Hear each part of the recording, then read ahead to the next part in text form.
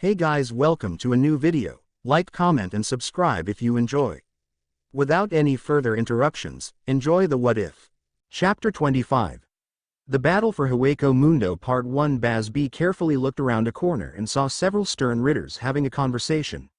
Their company included Kangdu, Nianzal, Mask de Masculine, and Berenice, who all seemed anxious about the invasion to come. It looks like most of our forces are ready for the invasion. How do you expect it to go? Nianzal asked with a lisp. The group was silent for a moment as they watched the Soldat, Wanden foot soldiers, hurry past them hauling equipment to the gate. Despite his double tongues, the shaggy and black-haired Nianzal appeared to be lisping less than usual. Bazz-B knew that he only did that when he was serious or concerned about something. Mask proudly pumped a fist over his chest as he looked over the group. I expect a swift and glorious victory. With our full might, we will overpower these cowardly hollows and show them that we are the strongest. Kangdu narrowed his glare at the burly wrestler-looking man and scoffed. I highly doubt it will be that easy. The Hollow King is a lot stronger than most of you are giving him credit for.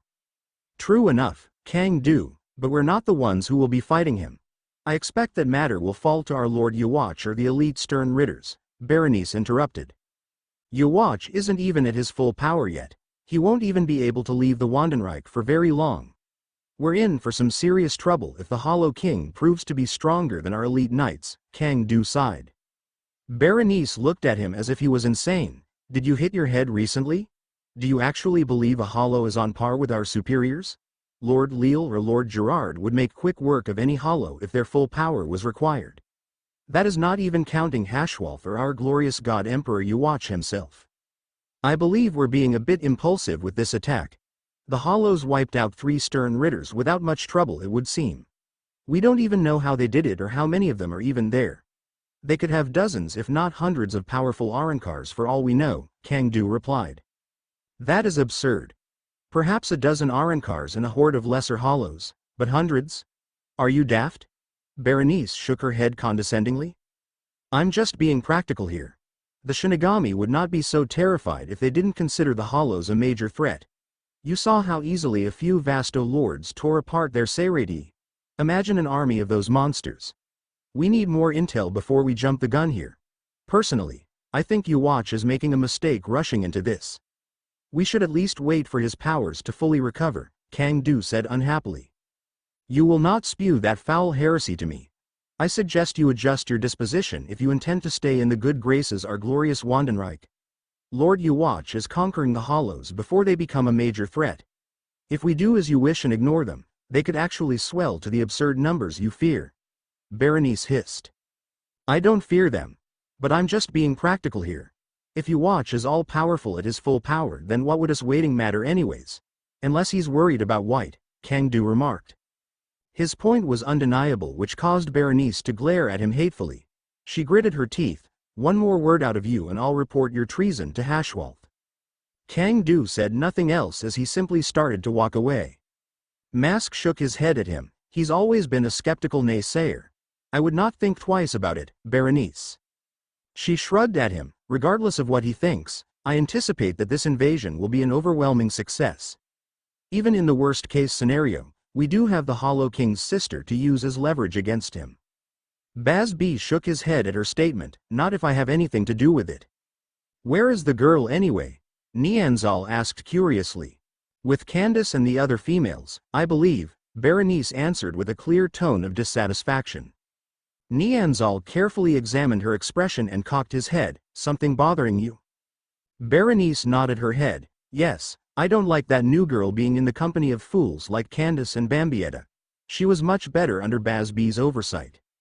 From what I've heard, he's practically abandoned her recently. Strange, huh? Nianzal noted. Berenice shook her head. No, it is not strange. It's suspicious. Things were fine until Candace got involved. That green-haired bitch is still nothing but a troublemaker. Please go and say that to her face. I would love to see how she takes it. Wasn't she the one who gave you a good thrashing last time? Mask chuckled before walking off and leaving Nianzal and Berenice. How impolite, Berenice hissed as she glared at Mask's retreating form. Nianzal sighed. You seriously need to stop being a bitch to everyone if you expect to gain any respect around here. I don't need respect, I need obedience, she replied curtly. People don't obey those they don't respect. I'm just saying maybe you should ease up a bit, Berenice. Nobody is going to respect your position unless they fear you or they like you. Considering how strong some of the others are, I think you're better off going with the latter choice, Nnoitra explained. His weird speaking made it difficult to fully understand him, but the words were at least clear. Bazz-B locked his gaze on Nnoitra like a predator. The others are all gone now. I need to kill him, but only if I can separate the two of them. He took a step closer and crouched by the corner waiting for his moment of opportunity. Unfortunately, he accidentally made a loud noise as his boot squeaked against the ground. Berenice finally seemed to notice Bazz-B's presence and turned towards him urgently. Who's there? Show yourself. It's just me, Bazz-B announced calmly as if he had just arrived. He casually walked around the corner to show himself to the two other stern Ritters. Berenice sneered at him. There you are. I haven't seen much of you since the girl first came here. I thought you were her mentor. I find that rather strange considering she no longer takes lessons from you. Candace and Bambietta did what they do to all the new girls that come here. It's not my fault that Yuzu fell for it like the rest of them, Bazz-B shrugged. A likely story. I have some questions that I would love for you to answer, she began with a wicked grin. Bazz-B tensed up somewhat fearfully as he knew Berenice had the power to force the truth out of anyone. He did his best to hide his concern and quickly thought of an escape from the situation. Luckily fate was on his side as Candace walked by in the other direction of the corridor with Yuzu at her side. Berenice immediately took an interest in them as they passed. Ah, there's the girl now. Mind if I ask you a few questions, Candace? Candace appeared to be walking as fast as she could to avoid Berenice, which caused the Inquisitor to go after her. Bazz-B noticed Yuzu look back at him during their passing. He didn't bother acknowledging her as he was now solely focused on Nnoitra, who was all alone. The dark-haired stern Ritter turned towards Bazz-B shaking his head. Berenice is still as overbearing as ever. I don't know what she hopes to learn by interrogating everyone before the battle. Bazz-B walked up next to Nnoitra and sighed. Who knows, but I think her not being a part of that crazy Femritter gang speaks volumes about it. I mean, if those psycho bitches don't want her around, then you know she's trouble. I think it's more out of fear. The Femritters are very secretive, especially ones like Giselle and Candace. They don't want Berenice learning their secrets. I'm pretty sure they keep secrets even from each other. Menina's told me she doesn't feel comfortable around Giselle and Liltoto apparently doesn't like Candace, Nnoitra said as he watched them turn the corner. Bazz-B carefully moved closer towards Nnoitra as he thought of the best way to attack him, considering that Nnoitra's powers would make it impossible to hit him again without drawing attention. Bazz-B took his time watching the man's movements. He only had one chance to pull this off. Nnoitra was currently facing away, which gave Bazz-B the perfect opportunity. He carefully inched his way closer, holding up his finger. Just when he was about to use a burner finger to kill the other off-guard stern Ritter, Bambietta came around the corner. She was quick to notice the situation and look on Bazz-B's face and instantly ruined his opportunity to assassinate Nnoitra. Haven't seen you around lately, Bazz-B, Bambietta announced snidely and rather loudly. Damn it. That was my only chance. Fucking bitch, Bambietta. Bazz-B fumed mentally as her arrival ruined his chance. Nnoitra was quick to tense up defensively as the woman approached. What do you want, Bambietta? She glared at Nnoitra. Get lost, two tongues. I was just leaving, he lisped before leaving Bazz-B alone with Bambietta. The woman narrowed her eyes at him as she approached. I saw that, Bazz-B. Saw what? I don't know what you're talking about, he said with a stoic leer. Bambietta rose a brow and crossed her arms. I wouldn't blame you. I've thought about murdering that stupid bastard several times myself. Him and Little Miss 20 questions are on my shit list. Bazz-B said nothing in response as he turned around preparing to leave. You're up to something, Bazz-B, don't think I haven't noticed, Bambietta said assuredly. Even if I was, what do you intend to do about it? He countered. Bazz-B knew he couldn't talk himself out of the situation, so it was probably just best to force Bambietta to back down. Nothing, yet, Bambietta answered with a serious look on her face. Bazz-B was about to mouth off a threat before he saw Giselle come up behind Bambietta. The zombie woman shook her head at him as if trying to tell him not to do anything. Giselle quickly pointed towards Bambietta and then herself with a sinister grin as if she intended to deal with the situation. Bambi-chan. Giselle called out, catching Bambietta's attention. The dark-haired woman turned around surprised to see an overly excited Giselle running up to her. Giselle? Whatcha doing? Giselle asked in an overly cutesy way. Having a chat with Bazz-B about why he's acting weird, the woman answered. Bazzy-kun isn't acting weird. You know Candace blackmailed him so he wouldn't train Yuzu anymore, right? Giselle lied. What? Bambietta said, confused. Is that true, Bazz-B? Bambietta asked. The Mohawk Quincy shrugged. I don't have time for this. You better not be thinking of doing anything stupid, Bazz-B, Bambietta warned as the man took his leave. I wouldn't dream of it, he said carelessly as he walked away. Bambietta shook her head and turned towards Giselle afterward. He's been so strange lately. You don't think he's harboring heretical ideas, do you? Heretical ideas? Like what? Giselle asked with a faux cluelessness. I don't know. Call it a hunch, but I think Bazz-B's interest in Yuzu was because she's the Hollow King's sister. He is very outspoken around here, and a moment ago I saw him almost kill Nianzal. I hate that slippery bastard too, but I don't know why Bazz-B would try to kill him before the invasion. Maybe he's thinking about betraying us, Bambietta deduced. Giselle's eyes went blank and dark as she stared at the back of Bambietta's head.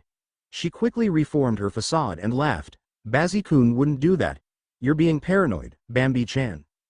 Bambietta turned around and looked at Giselle again doubtfully. I highly doubt it's just the Candace situation.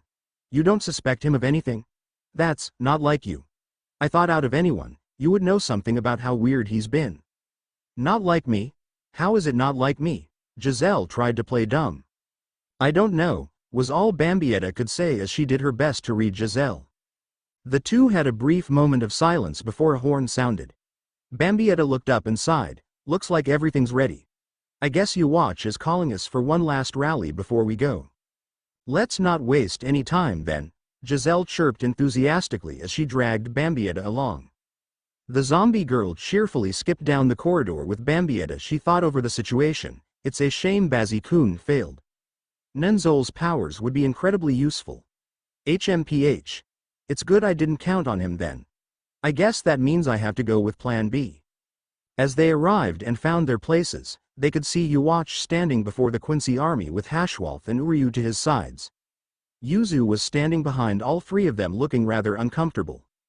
Yuwatch held up a hand and spoke proudly to the large army before him. My children, today we are bringing these hollows to heel. Our assault against the Soul Society cannot commence until the Arrancar threat is removed from the field. We will speak with the hollows and force their cooperation and submission to my power. I will allow our newest stern Ritter to talk sense into her brother, but should he or that horde of monsters deny me, then we will remove them and their petty kingdom from existence. Hail to the Emperor! The crowd shouted in unison. Unfortunately, I suspect the hollows will need a lesson in humility before they are willing to surrender to us. Show them no mercy and butcher the fiends with extreme prejudice. Go forth and bring the fury of the Reich to Hueco Mundo, Yuwatch shouted. The Quincy's all cheered in approval as the shadow gate opened and the army began to pour through. Yuwatch turned towards Yuzu and grinned at her. I hope you were able to learn more about your powers these past few weeks. I was your majesty, Yuzu replied meekly. I do not wish to kill Ichigo, Yuzu, but I will if he forces my hand. Try to understand my position. Your loyalty will be put to the test. Do not disappoint me, girl, he said imposingly. Yuzu shuddered fearfully but nodded with respect. Yes, my lord. Onward! Yuwatch shouted as the rest of the army headed towards Hueco Mundo.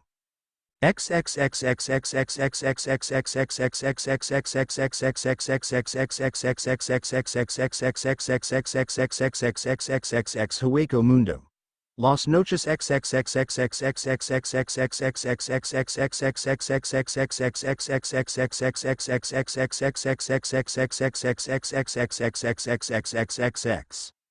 The Espada minus Ichigo and Ulquiorra were all gathered around in the throne room of Hueco Mundo. Eizen stood there in a calm silence with Jin and Tucson at his sides. Grimmjow had his arms crossed and was leaning back in his seat with a look of boredom plastered over his face. He was tapping his foot impatiently as he looked around at the silent room. Finally, he broke the silence. So, are we going to talk or what? I thought you said this was serious, Baraggan. From his seat, Baraggan sent a sharp glare towards Grimmjow. It is serious. But we are awaiting Ulquiorra and White to arrive first. They're still not back yet, Baraggan. There's no point in waiting on them. I suggest we go on and have our meeting without them. They can be filled in once they arrive, Haribel spoke up. Baraggan sighed heavily. Very well, the meeting will commence without them. Is this about the moon? Nobody has said a damn thing to me about what the hell is going on. You, Shinigami, do you know what happened? Grimmjow asked as he looked between Baraggan and Eizen. Eizen shook his head. I can't say that I know exactly what happened, but I suspect the recent development of Segunda Etapa among a number of you has something to do with it. As that was this is about? Grimmjow asked surprised. Who all got their second releases? I did, Haribel said coolly. Me too, Stark added. So did I, Baraggan said last. The blue-haired Espada looked both surprised and somewhat annoyed. Fuck really? Damn it, I didn't make any progress with it. Tell me you fuckers are here to give us the secret to unlocking it then, right? That is one of the purposes of this meeting. I cannot speak for the others, but my Segunda Etapa was the result of an inner battle with my soul. It was a barren cosmos with a shattered moon. I made the moon whole and my powers were awakened, Baraggan explained. Haribel looked at him surprised. Really? I had a similar experience, but I ended up fighting myself. I had to fly to the moon over an endless chasm. Baraggan turned towards her curiously. Did the Hueco Mundo's moon gain more light and become fuller after you achieved your Segunda Etapa? Yeah, it went from a thin crescent to a bigger crescent after mine, she remarked. Then you must have gotten yours before me. The moon became half full after mine, Baraggan replied. Stark's eyes opened more widely as he looked between them. I guess I was third then. The moon went from half to nearly full after I achieved Segunda Etapa. So let me get this straight. You three achieving Segunda Etapa is what made the moon change? Grimmjow gawked in disbelief. I didn't think so at first, but considering how the moon's changes align with each of us achieving second release, I believe it's the only real explanation, Haribel noted. Where the hell is Ichigo at? Maybe he knows what's going on. Did he achieve his Segunda Etapa too? Grimmjow asked seriously. Last I heard, Ulquiorra and Ichigo went out to investigate something in the desert. Both of them did achieve Segunda Etapa though, Eizen interjected. Are you kidding me? What could possibly be out there that was worth their attention? Grimmjow demanded with annoyance. Ichigo told me he had been having dreams about the ancient Espada and some key called an Okayan. Maybe he wanted to go looking for it? Haribel added. Dreams about the ancient Espada and the Okayan. How interesting, Eizen remarked as he put a hand to his chin. What do you know of the ancient Espada, Shinigami? Baraggan asked Eizen seriously. Eizen shrugged. Not much I'm afraid, though I do know what an Okayan is. It's a key to the Soul Palace. Zangetsu had a key to the Soul Palace. Baraggan said shocked. Why would he possess such an artifact? What else do you know about this? Nothing sadly, but I do know where Ichigo is. He and Ulquiorra left to go investigate the giant pit in the outskirts of Hueco Mundo.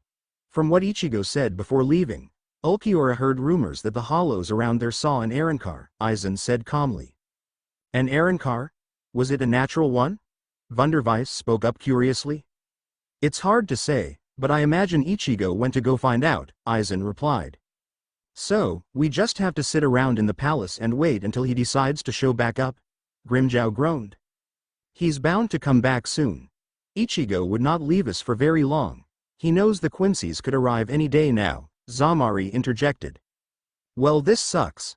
I guess since we're stuck waiting around, how's about you guys tell me how to achieve Segunda Etapa? Grimmjow said as he turned his gaze towards Baraggan, Stark, and Haribel. It's hard to explain, Grimmjow. From what it sounds like, we each had to go into our own souls and unlock it somehow, Stark said casually. I'd love to hear how that worked out for you and her then, Grimmjow said as his gaze trailed towards the adult-looking Lilynet. Seriously, I thought nobody else was ever going to ask. What happened to her? Nnoitra pointed at Lilynet with a wide, disbelieving eye. It was a side effect of our Segunda Etapa, Stark replied with a passive voice. Several of their eyes trailed towards Lilynet, who was more mature-looking and uncharacteristically quiet for once. None of them had bothered to bring up her new appearance until just now. Before anyone could say another word, a frantic errand car came barreling into the throne room. The Espada all looked up surprised to see Grimmjow. The feline errand car spoke seriously, "There's something coming towards Las Noches." "What do you mean something?" Baraggan asked seriously. His Fraction looked somewhat frightened. "Well, your majesty, it's an army. I don't know what they are, but they're all wearing white. I saw them when I was out in the desert. I ran back as fast as I could." "The Quincy's, it would seem the Wanden Reich have finally made their move," Eizen spoke up with a calm smile. "I didn't expect them back so soon," Grimmjow roared.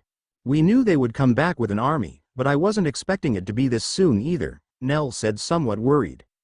"What do we do without white here? Should we fortify in the palace or go engage them in the open?" Zamari asked. "I would not let them reach the palace unless you want to see it get leveled," Eizen said casually. Baraggan stood up with furious eyes. "We're hollows. We will not hole up and wait for them to come to us. I say we crush these arrogant fools for daring to set foot in Hueco Mundo."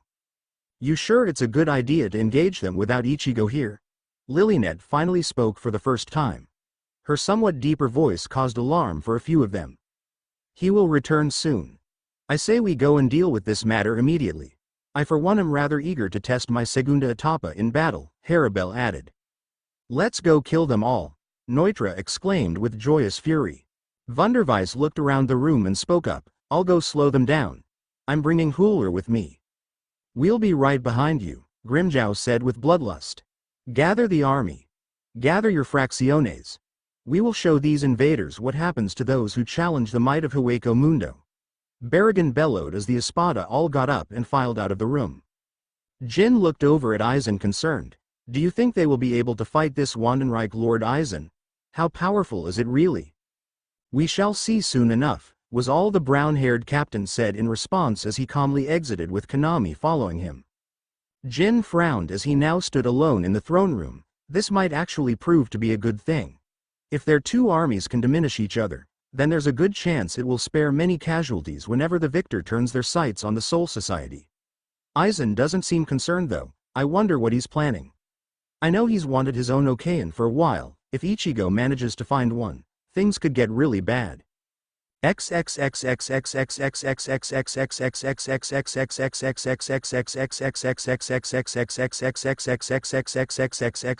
Hueco Mundo Desert. Quincy Army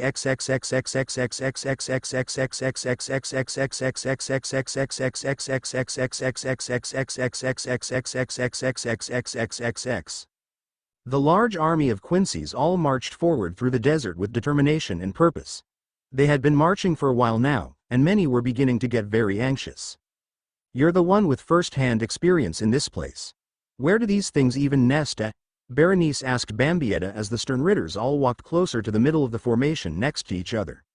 The rank-and-file troops were surrounding them and were all scouting ahead in multiple directions. Their army was quite massive as the drumming march and pattering of sand echoed across the barren landscape. Bambietta sent a crude glare towards her. "It's a palace in the middle of the desert. We won't miss it.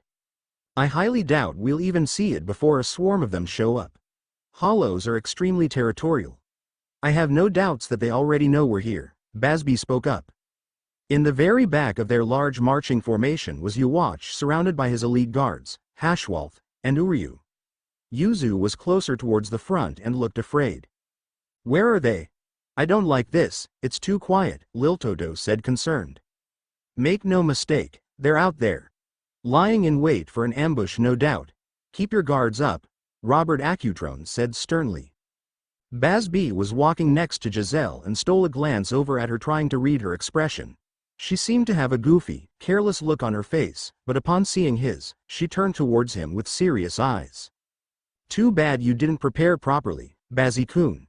It's going to make this a lot harder. I won't be able to help much until I get a few zombies," she said quietly with a wicked smile. "Peeved, not like it will matter much. I hope your sabotage went well," was all he said in response. "Don't worry, Bazz-B. I had a backup plan. Hold off on doing anything until I give the signal, all right?" Giselle giggled quietly. "What are you planning?" he asked seriously. She looked away. "You'll see." Bambietta turned to look over at the two of them talking. She had no idea what they were saying, but now her suspicions were beginning to take root even further. What the hell are they talking about? Bazz-B and Giselle never talk quietly, especially not to each other. Yuzu felt her heart pounding and drumming painfully as she began to imagine the battle.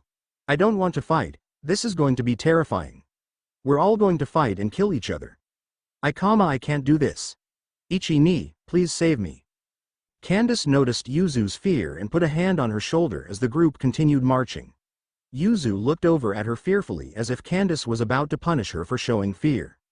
Much to her surprise, the lime-haired woman had a look of reassurance. Candace-san.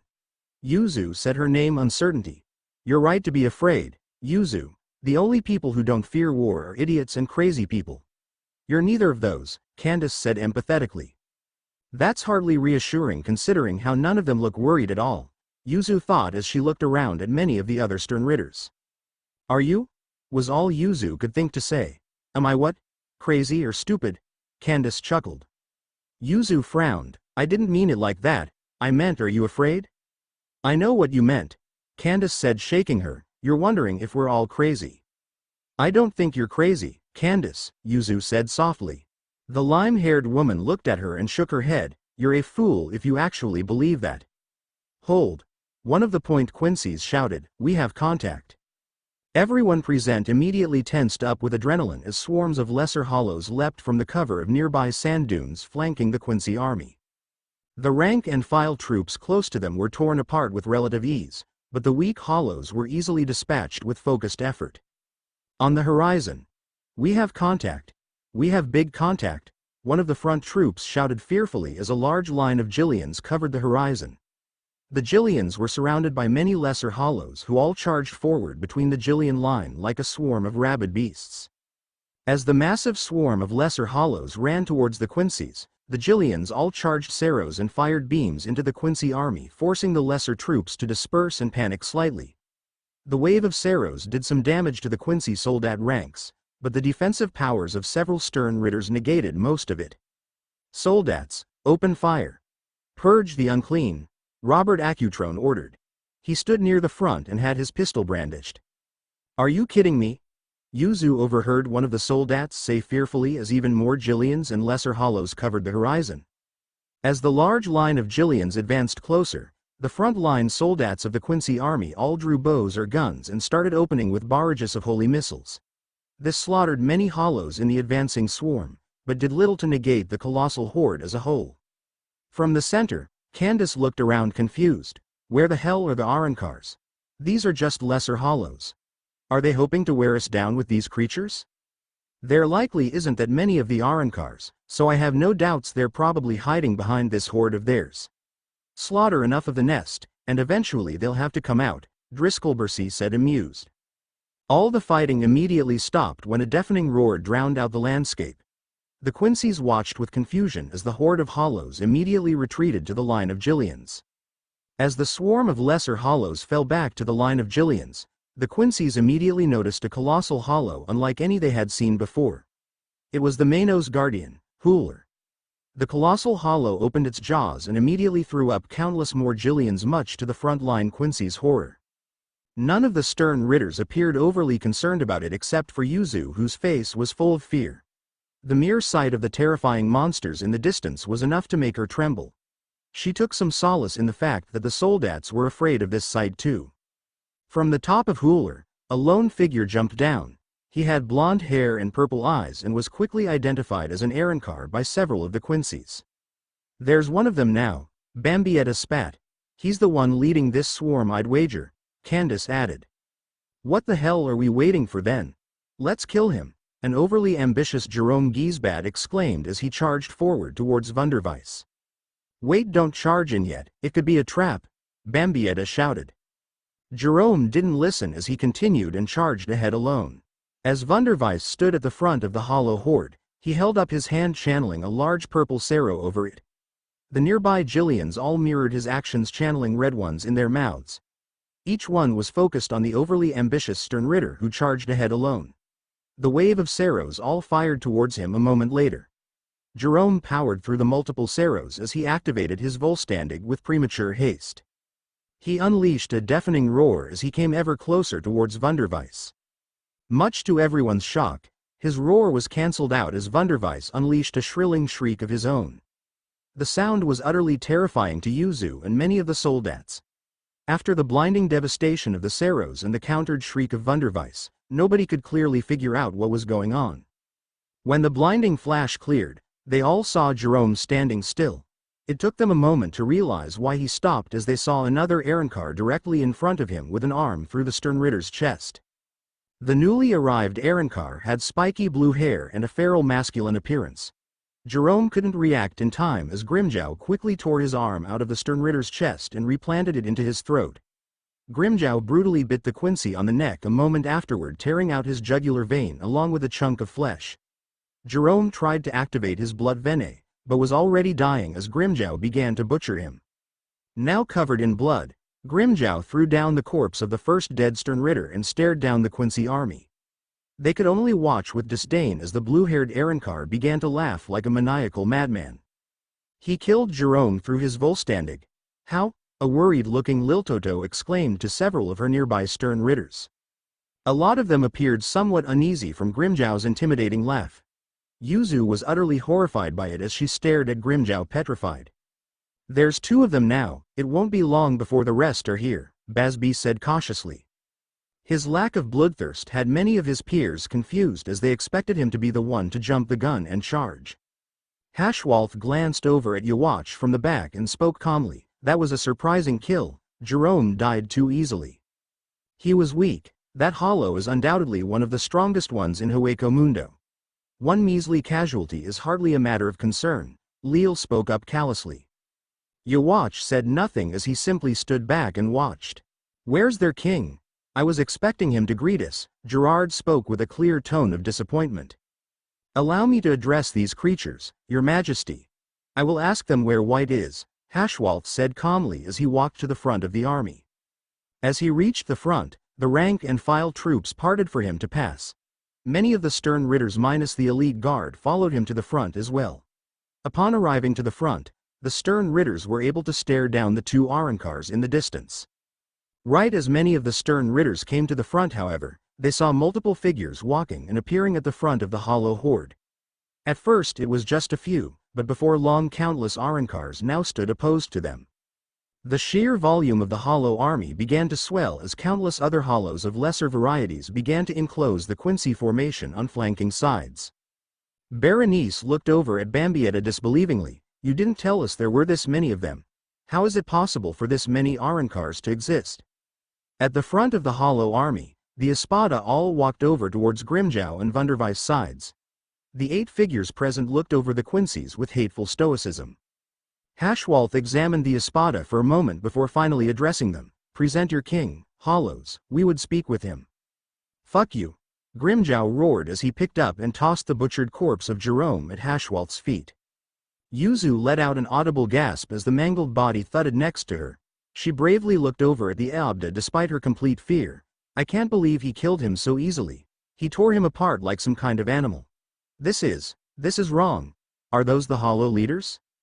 Baraggan stepped forward oozing with hatred and spoke with loud authority. "Who are you to so brazenly invade Hueco Mundo and demand an audience with the High King? You will all die for this transgression. We will annihilate this pathetic army you have brought to our world. Your blood will stain the sands red and your corpses will feed the swarms below. You have a grave mistake coming here."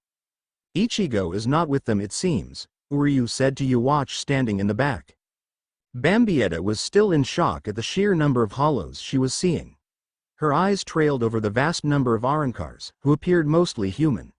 Her eyes landed on Nell before long, whom she recognized immediately. Nell locked glares with her almost as soon as the 2 saw each other. Hashwalth stared back at Baraggan without any fear. "I will give you the offer we had intended for him then. Surrender to the Wandenreich. Swear your loyalty to Yawach, and your lives will be spared. Resist and you will be purged." Zale stepped forward with a wicked grin on his face and looked at Baraggan. "Primera, it's ready." "Good, hold off on it. Only deploy it if necessary," Baraggan replied darkly. "I would advise against any further hostilities unless you wish to go extinct. You can't win a war against us," Hashwalth calmly threatened. Zamari looked through the Quincy crowd in an attempt to locate Ichigo's sister. His eyes finally caught a young teenage girl with honey-colored hair and fearful eyes. Is that her? The man wondered.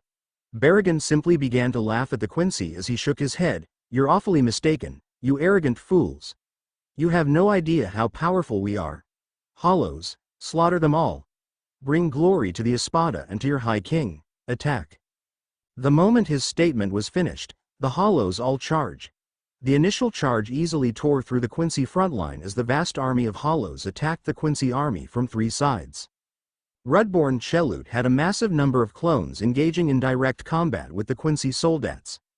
With the added help of Jillians and other lesser Hollows, the rank and file Quincy troops were not faring very well against the horde of enemies. Only the help of the Stern Ritters seemed to negate them to any degree of success.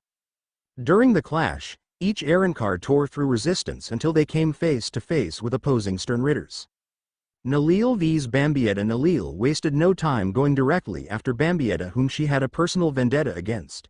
The teal-haired Espada charged in and delivered a powerful punch towards the dark-haired Quincy during the initial clash. Bambietta could barely react in time as she turned to block Nell's attack. The Espada's strength was much greater than Bambietta was expecting, and it easily broke through her guard and sent her to the ground. Bambietta manifested her Reishi sword and barely managed to parry as Nell's Zanpakuto swung towards her throat. The black-haired Quincy struggled against Nell's superior strength and glared at her seriously. If it isn't the Arrancar slut herself. You made a mistake coming back here. Ichigo warned you. Now you're going to die. Nell said seriously with a callous expression. Bambietta ignited the area around them with a massive explosion, forcing Nell to jump back. Bambietta formed a second Reishi sword as she stood opposed to Nell. You weren't strong enough to stop me then, and you're sure as hell not strong enough to stop me now. I'll put you down for good, Hollow. Baraggan vs Gremmy. The furious Primera easily cleaved his way through several lines of soldats, sending them flying away in pieces.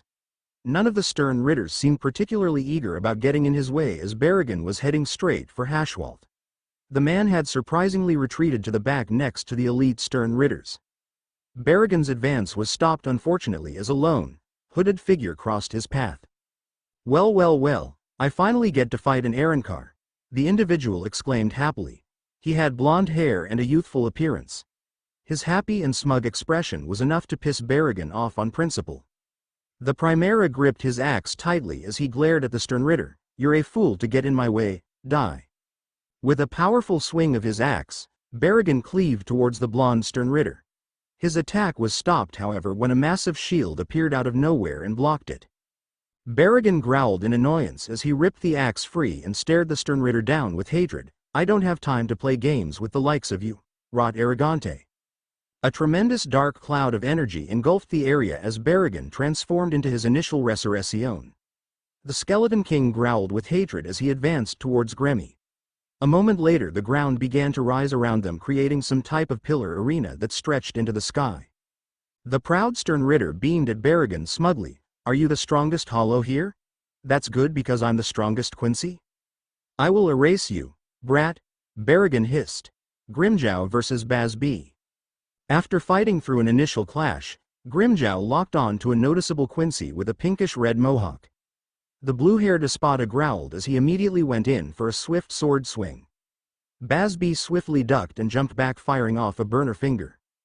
Grimmjow wasted no time firing off a Sero to counter the flame blast, causing a massive explosion to erupt. The blast hadn't even cleared before Grimmjow came in with strong swing of his Zanpakuto. Bazz-B immediately focused his Reishi into a flame sword over his arm and parried it.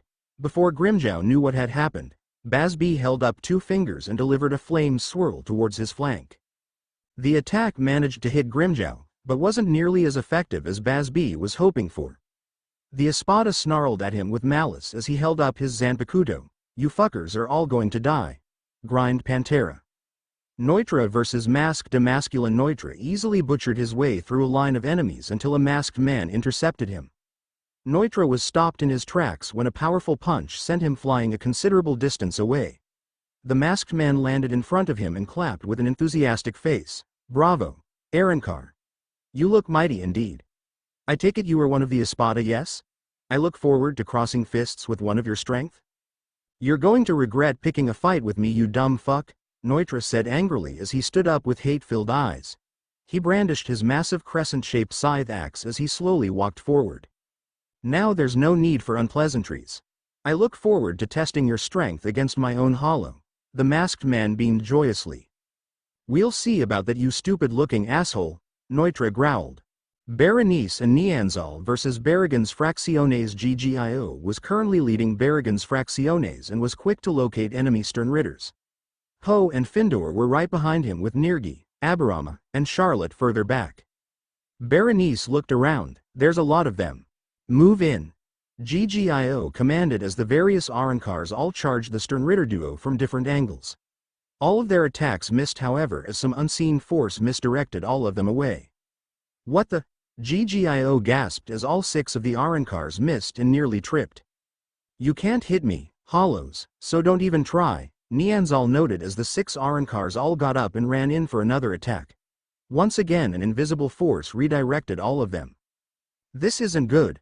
What do we do, Grimmjow? Findor asked seriously. Do you honestly think you can win? Berenice asked them, which caused the Arrancars to all stop and look at her somewhat disturbed. Where is the Hollow King? Berenice asked them. We don't know, he's not back yet, Grimmjow couldn't help but answer. Where did he go? She asked. I don't know, Grimmjow answered again. Berenice sighed. Well, they're useless, we're going to kill you, Grimmjow said seriously. We'll see about that, Berenice boasted. Kangdu versus Grimmjow Fracciones. The stalwart Stern Ritter easily cleared his way through multiple hollows as he attempted to attack Hueco, but he was blocked by a pack of Arrancars that all varied in appearance. Sha Long spoke up as Kangdu stopped. You are quite the fool for overextending this far. Like I'm worried about some weaker hollows, all of your leaders charged past me. I doubt you guys are a match for me, Kangdu said callously. Ilfort sighed as he looked over at the Stern Ritter. We should kill at least 1 or 2 of these guys for Grimmjow. He's going to be disappointed if we don't kill enough of them. This guy doesn't look that tough, D-Roy said carelessly. Don't let your guard down. Grimmjow told us not to underestimate these guys, Eldorad spoke up. Nakim said nothing, but his silence was enough to suggest that he was wary of Kangdu. So, 5 on 1 huh? I see hollows don't have honor. Granted, you guys look weak, so I doubt it'll help you at all, Kangdu said carelessly. You're going to regret underestimating us, Ilfort said calmly. Wunderweiss and Hueco versus Robert Acutron. Wunderweiss remained with Hueco and coordinated the line of Jillians to continuously fire barrages of Ceros into the enemy army.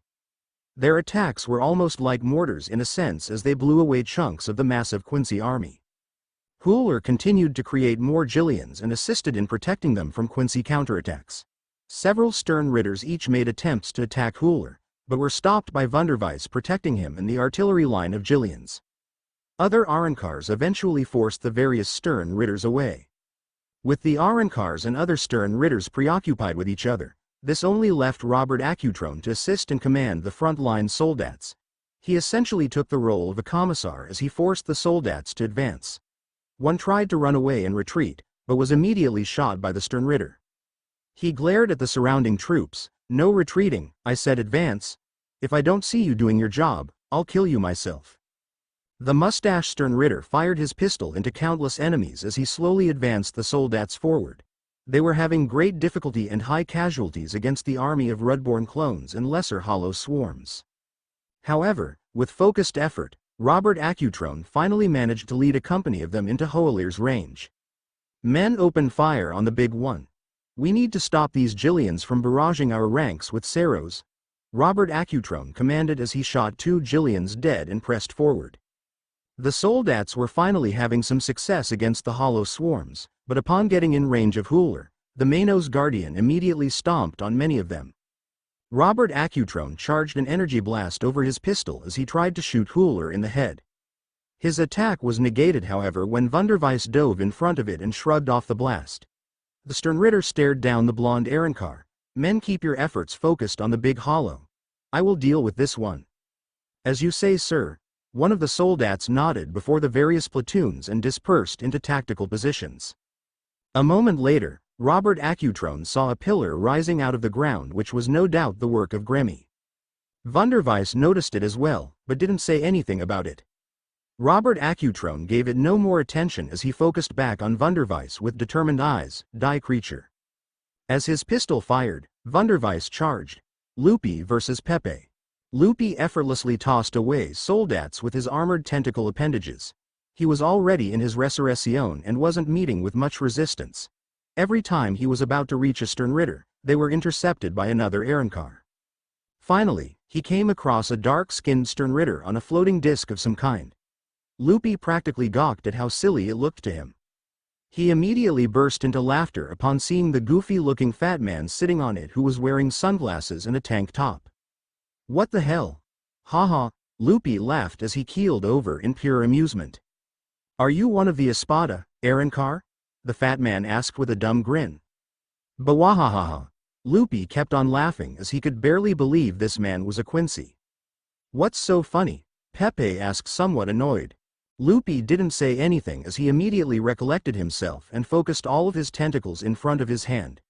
From the tip of each they all converged over his hand creating a large Sero. He wasted no time firing it in Peep's direction. After the Sero cleared, the fat man was nowhere to be seen. Lupi looked around confused. Where the hell did he go? I'm over here, cutie, Peep's voice sounded from behind. Lupi looked shocked by the sight of Pepe behind him. Lupi stared at the fat man annoyed. You're faster than I expected for some goofy-looking fat guy. And you're far too rude for such a cute-looking Ehrenkar girl, Pepe countered.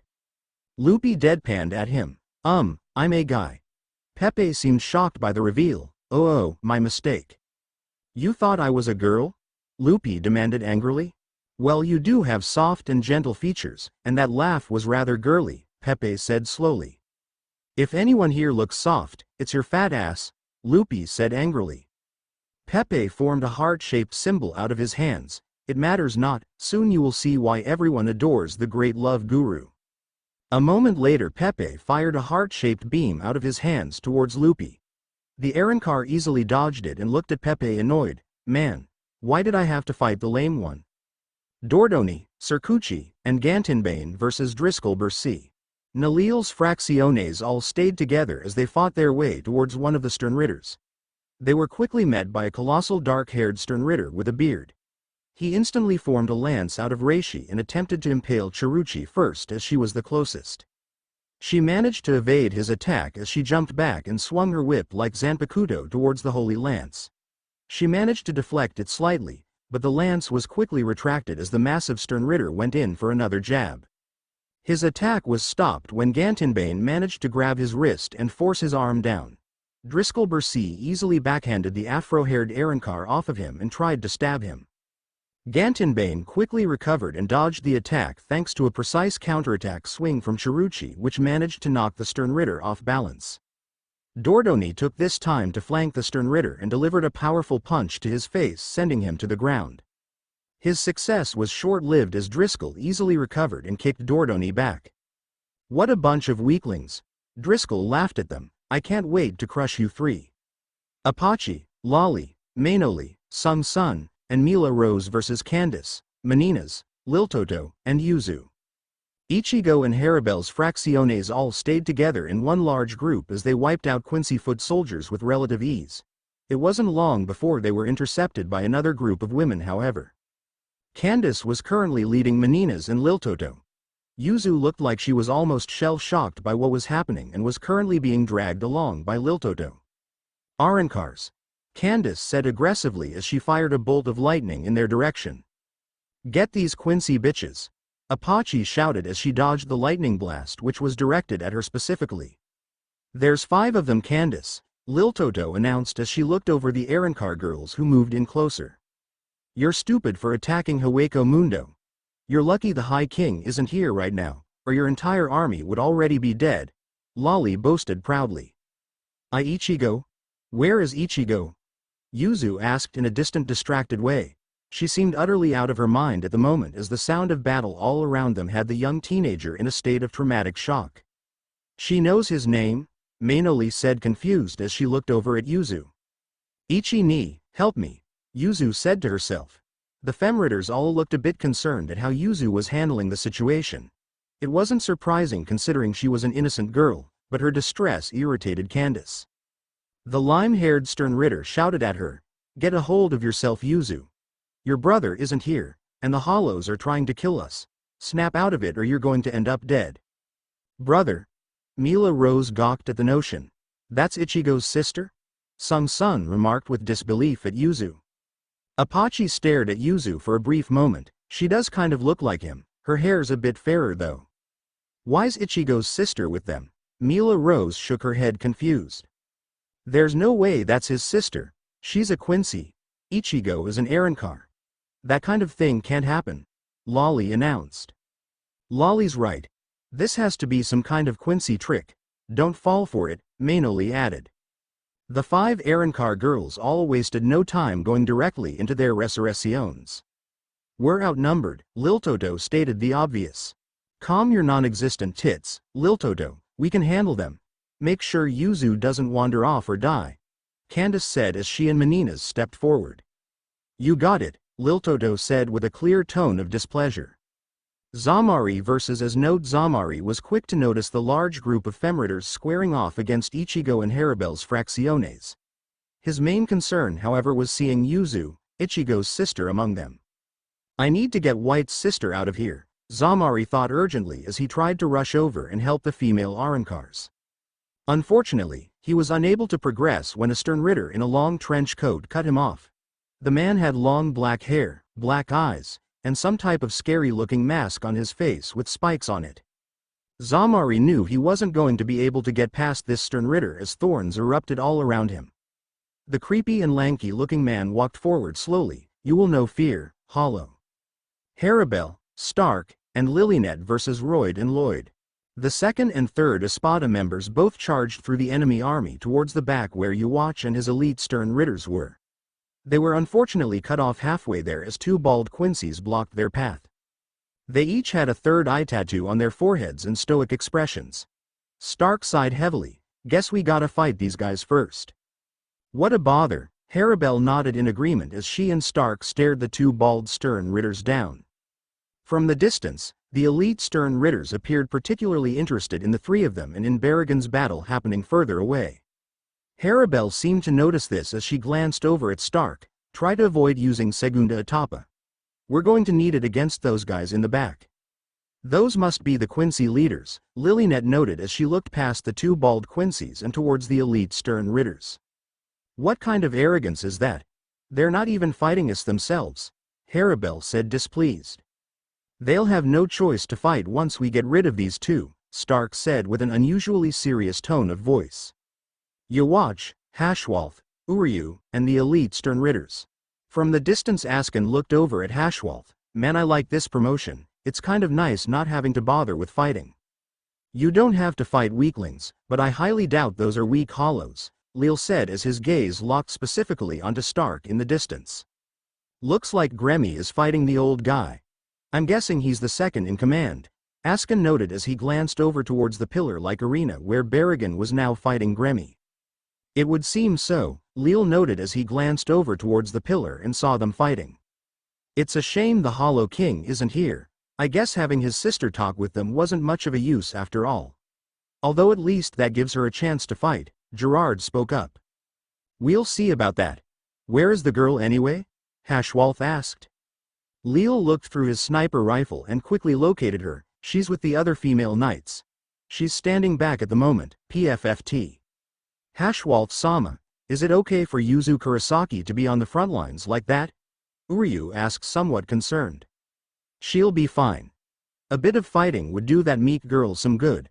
Only get her if she's in danger of dying. I want her alive."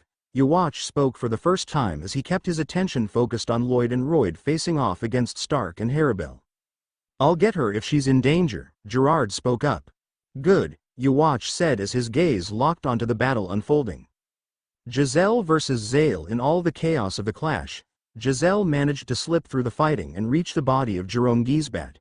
She laughed wickedly to herself as she channeled her own blood into his corpse, causing the skin to darken slightly with a grayish hue.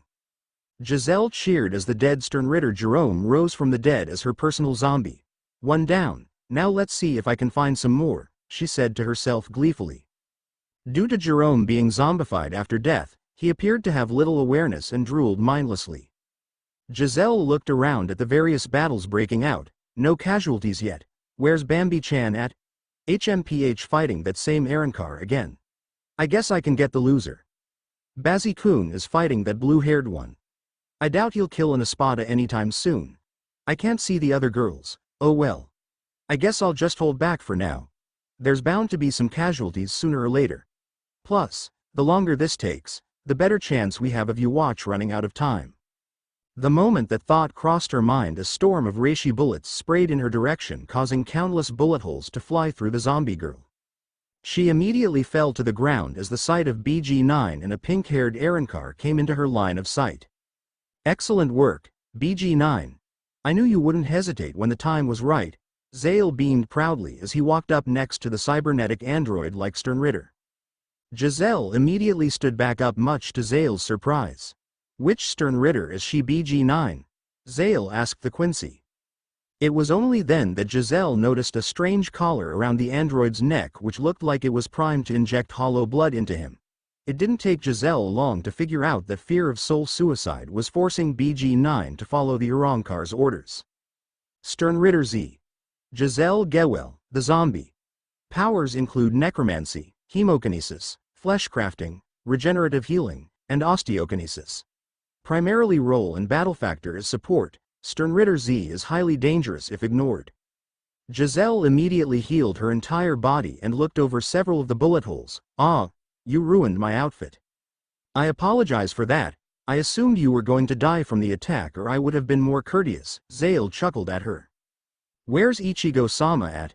Giselle asked with an unusual and calm cheerfulness.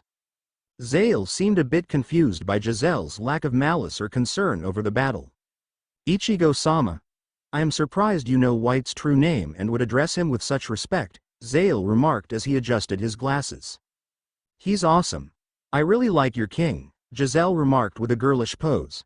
Her hands were currently folded in front of her chest as she closed her eyes briefly. Zale couldn't help but laugh. That's unusual to hear from a Quincy. Arrancar, Zale Aporo grants, terminate conversation and reconsider battling with Giselle Gewell. She is one of the most dangerous and powerful Stern Ritters outside of the elite guard, BG-9 warned the pink-haired scientist. Yes, I got that impression, BG-9. Quite the unusual girl, if I must say. If memory serves me right, she was the one who attempted to manipulate White with her blood. It would seem your powers are ineffective against hollows. What a shame for you, Zale noted. Giselle gave him a dopey-looking expression. You're pretty smart, Arrancar. What's your name? I am the great and fabulous scientist, inventor, and scholar. Zale Aporo grants. The pink-haired Arrancar introduced himself with stylish enthusiasm. Nice to meet you, Zale-chan. Do you know where Ichigo-sama is? Giselle asked again with eager eyes.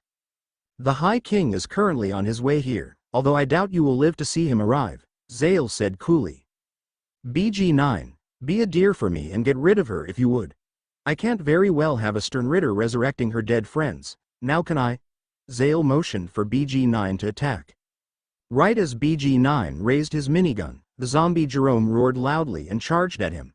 Giselle used the dead Stern Ritter as meat shield to tank the minigun as it fired. She chuckled at Zale and shook her head. You're just a bag of fun, aren't you?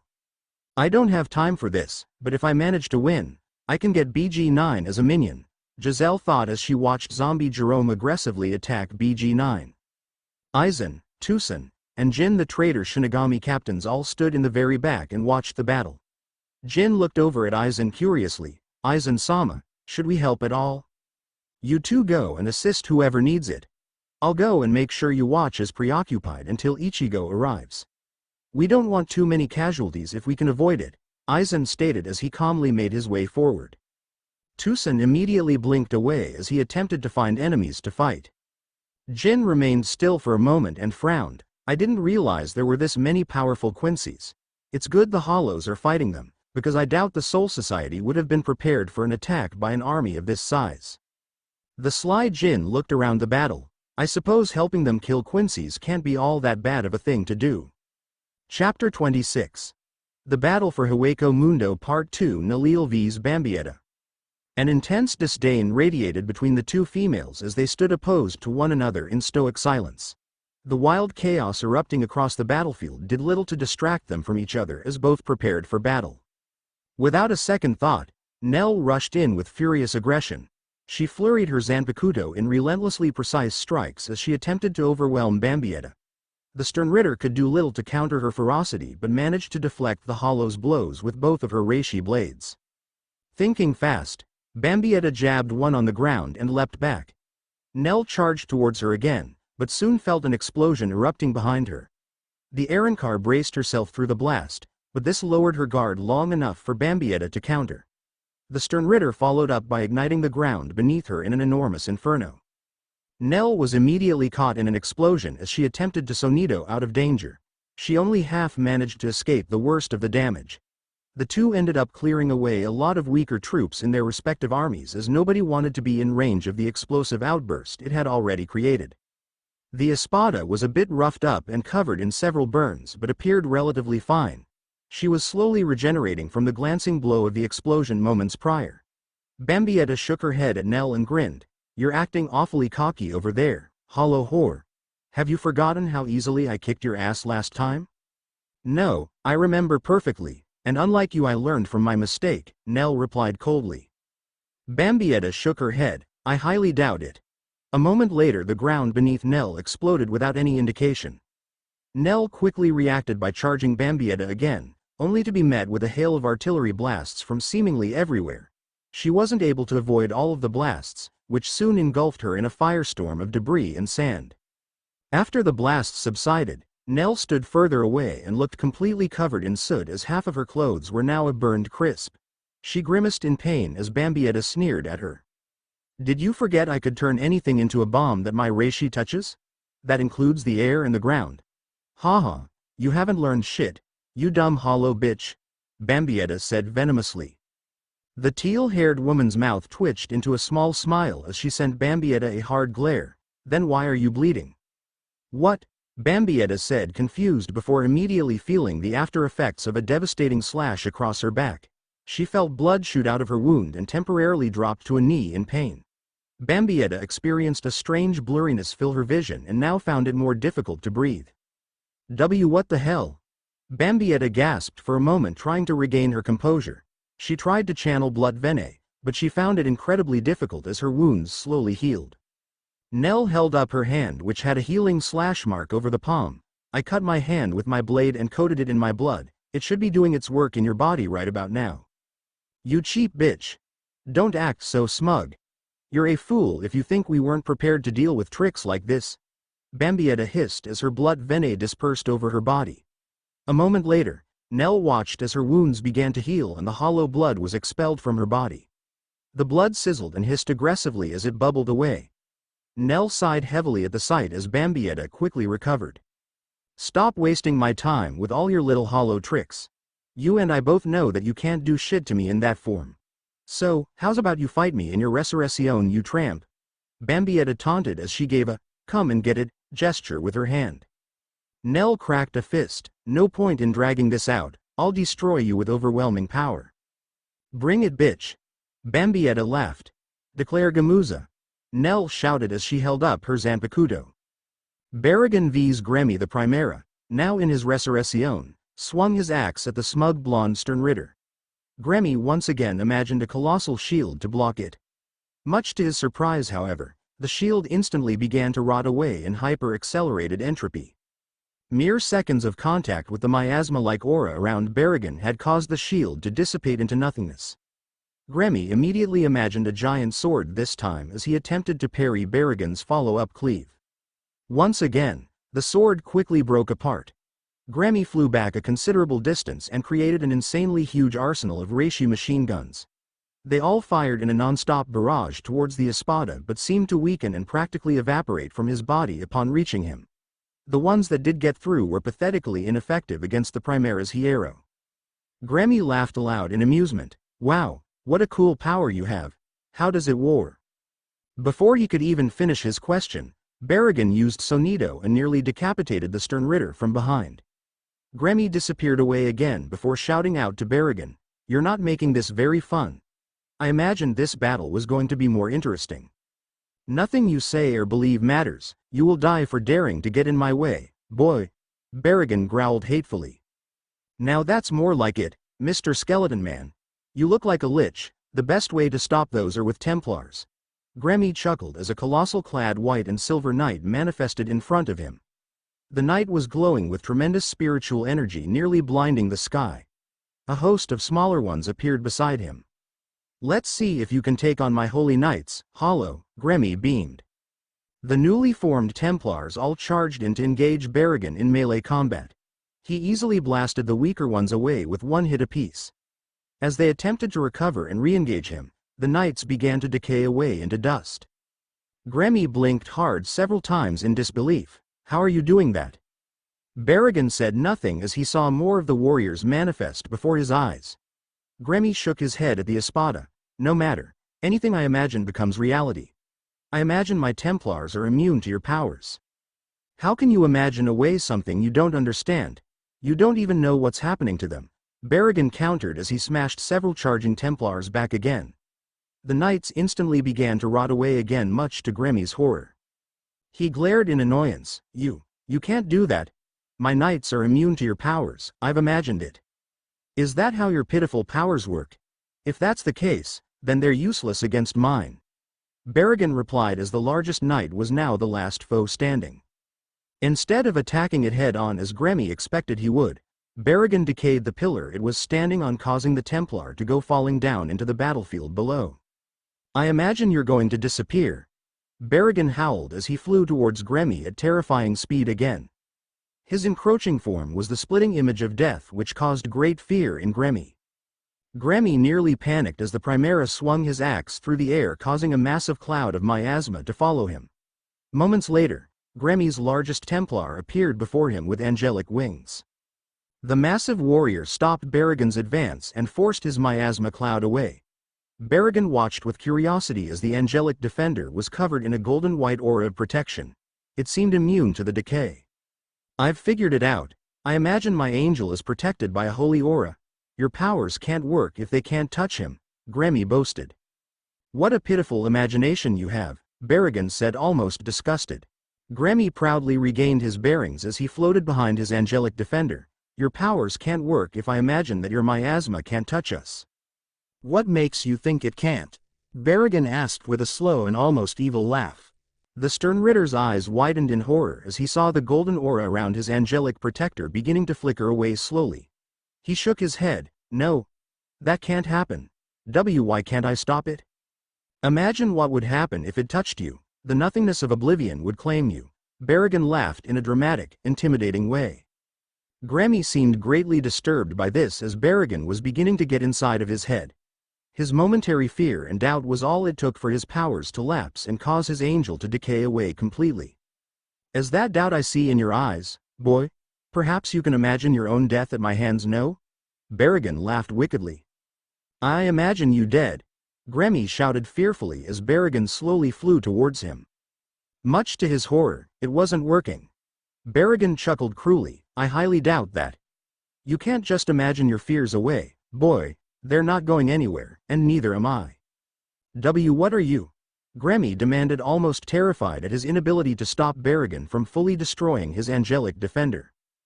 Death. Baraggan shouted furiously. Grimmjow versus Bazz-B. After the initial dust and explosions settled, Bazz-B watched with shock as Grimmjow was now in a feline form with long blue hair. The Espada gritted his teeth hatefully at the Stern Ritter. I've killed 3 of you Stern Ritters already. You're next, Mohawk. Bazz-B could barely even react in time to Grimmjow's ridiculous speed as the feline hollow pounced him. The Espada's elbow blade glowed blue as it swiftly cut against Bazz-B's side. The Stern Ritter was thankful that he activated his blood venet in time, as Grimmjow could have easily cut him in half with the opening attack. He watched with anticipation as Grimmjow began to blink around him at supersonic speeds, leaving countless afterimages and causing disturbing grinding sounds. Bazz-B launched multiple burner fingers towards the swift Espada but was unable to hit him. This guy is way too fast to follow. I'm going to have to use area attacks to slow him down, Bazz-B thought as he stomped his foot against the ground. This caused a crater to erupt in all directions as fire shot out beneath his feet. Already expecting Grimmjow to move in for another strike, Bazz-B immediately swung his flame sword in a devastating arc towards his side. With his other hand he used his burner finger too to send out a double flame streak covering his other side at a lower angle. Although his flame sword missed the ducking Grimmjow, the burner finger swipe successfully slashed the Espada at point-blank range. Grimmjow was unable to recover fast enough as Bazz-B held up his free hand and shot a burner finger one through his leg. Grimmjow howled in pain as he now had a hole through his leg. He wasn't able to move as fast now, which gave Bazz-B enough time to actually start swinging his flaming arm blade at him. The Espada caught Bazz-B's wrist as the blade came down in an overhead swing. The two briefly pushed against one another before a vortex of fire began to surround them. Bazz-B spoke seriously, feeling the heat, hollow? Not one to be caught off guard again, Grimmjow instantly dove to the side to dodge Bazz-B's burner finger from his free hand. It narrowly avoided shooting him through his chest. The flame beam shot into the distance as it missed the swift hollow. Grimmjow followed up by charging a point-blank Sero at Bazz-B's side. Seeing what was coming, Bazz-B quickly formed a flame shield to guard himself as he couldn't move in time to dodge the Sero. The resulting destruction blasted Bazz-B a considerable distance away as well as annihilating countless soldats in the distance. Nnoitra vs. Masque de Masculine. Masque de Masculine charged in towards Nnoitra with bravado and excitement, much to the Arrancar's disdain. The burly wrestler attempted to deliver another powerful punch, but his fist never quite made it as Nnoitra caught it in his palm. The one-eyed Arrancar squeezed as hard as possible against the man's fist as he slid back. With his full strength, Nnoitra regained his footing and pushed Masque back a bit. The Sternritter's eyes widened as a grin crossed his face. "You're mighty strong, Arrancar. Few can match me in battle of strength." "Shut the fuck up," Nnoitra roared as he swung his axe in with his free hand. Masque effortlessly stopped it as he grabbed the axe by its blade. He then threw his entire body weight over Nnoitra's arm, causing the Arrancar to go plummeting to the ground and his weapon to come loose from his hand. Before he could recover, Nnoitra found himself on the ground in a grappling match with Masque. The burly wrestler put him in a headlock as he attempted to retrieve his axe. "Not so fast, Hollow. This is a battle of fists and strength, not blades." Nnoitra couldn't breathe as Masque forced a sleeper hold on him. He attempted to maneuver upright with his legs but was quickly forced down to one knee with Masque's leg over the back of his. In his current position, he could do little to pull the man's arms off his throat, so thinking fast, Nnoitra flung himself back, allowing for enough room to deliver a devastating elbow across Masque de Masculine's face. Seizing the opportunity to bust free, Nnoitra immediately proceeded to trip the wrestler Sternritter and reverse their positions. Without a shred of mercy, Nnoitra then tried to force his fingers into Masque's eye sockets as he pushed him down. "Wipe that fucking look off your face," Nnoitra howled as he caused blood to come spilling out of Masque's eye sockets. The Sternritter cried out in pain as Nnoitra hatefully squeezed as hard as possible. "No, Masque. Get up, Masque. You're the champ. You can't lose," a voice sounded out of nowhere. Nnoitra didn't let it distract him from what he was doing, but out of the corner of his eye, he could see another Quincy, or so he thought.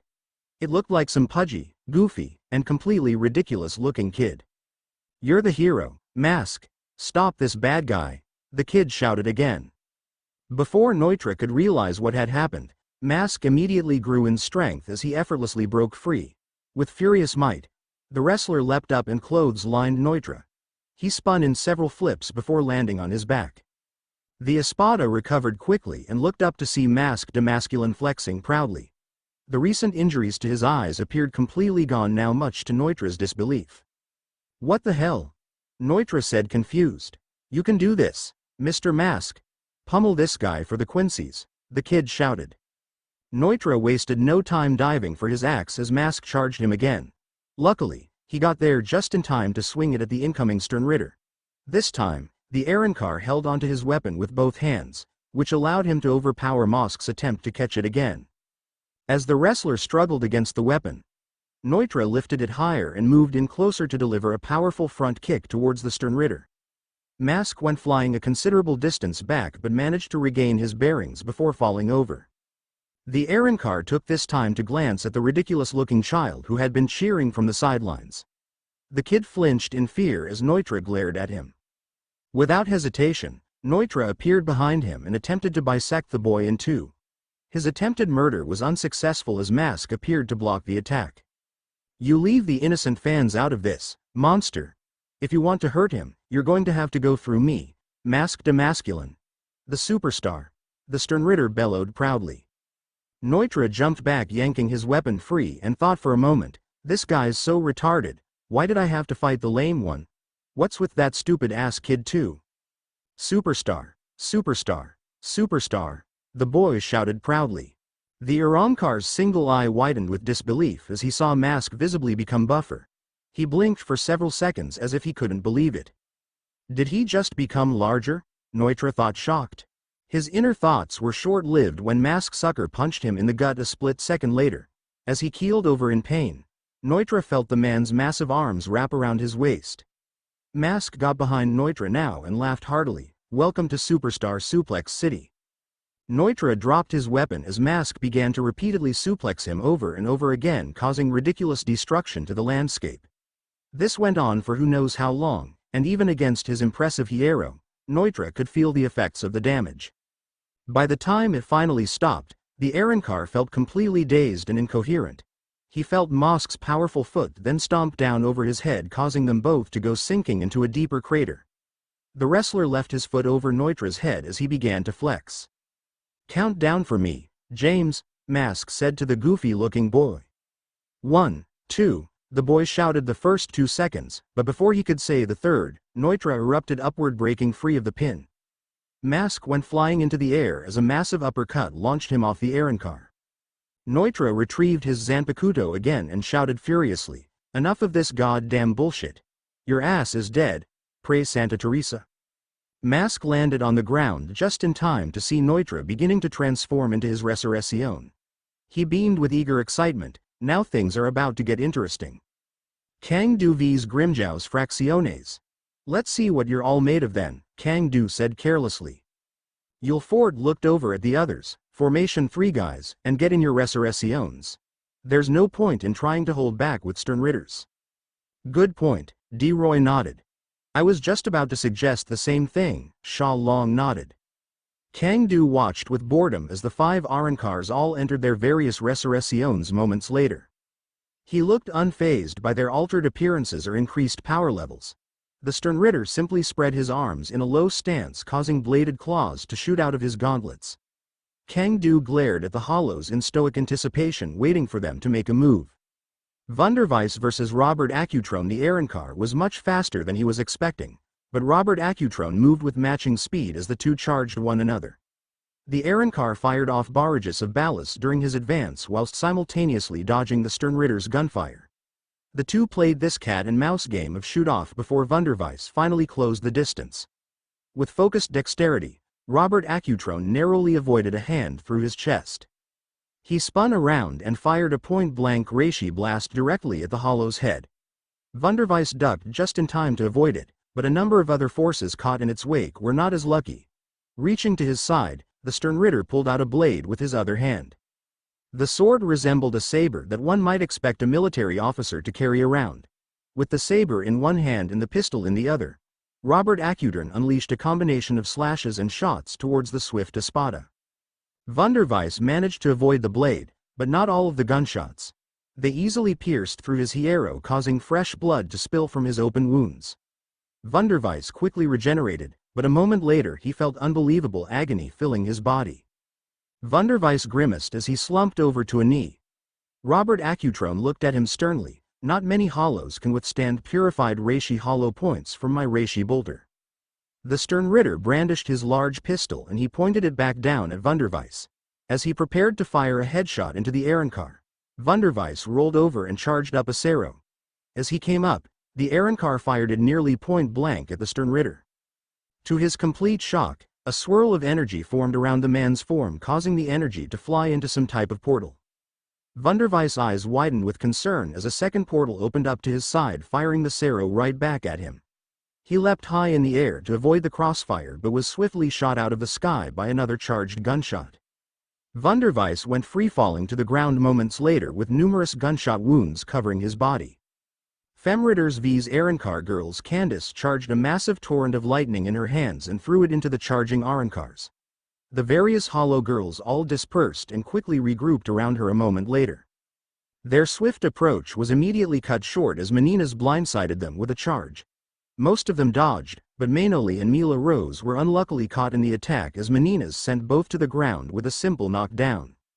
Lolly looked concerned as Menina's nearly stomped on the downed Mainoli. Luckily, she jumped away in time, but this left a massive crater in its wake.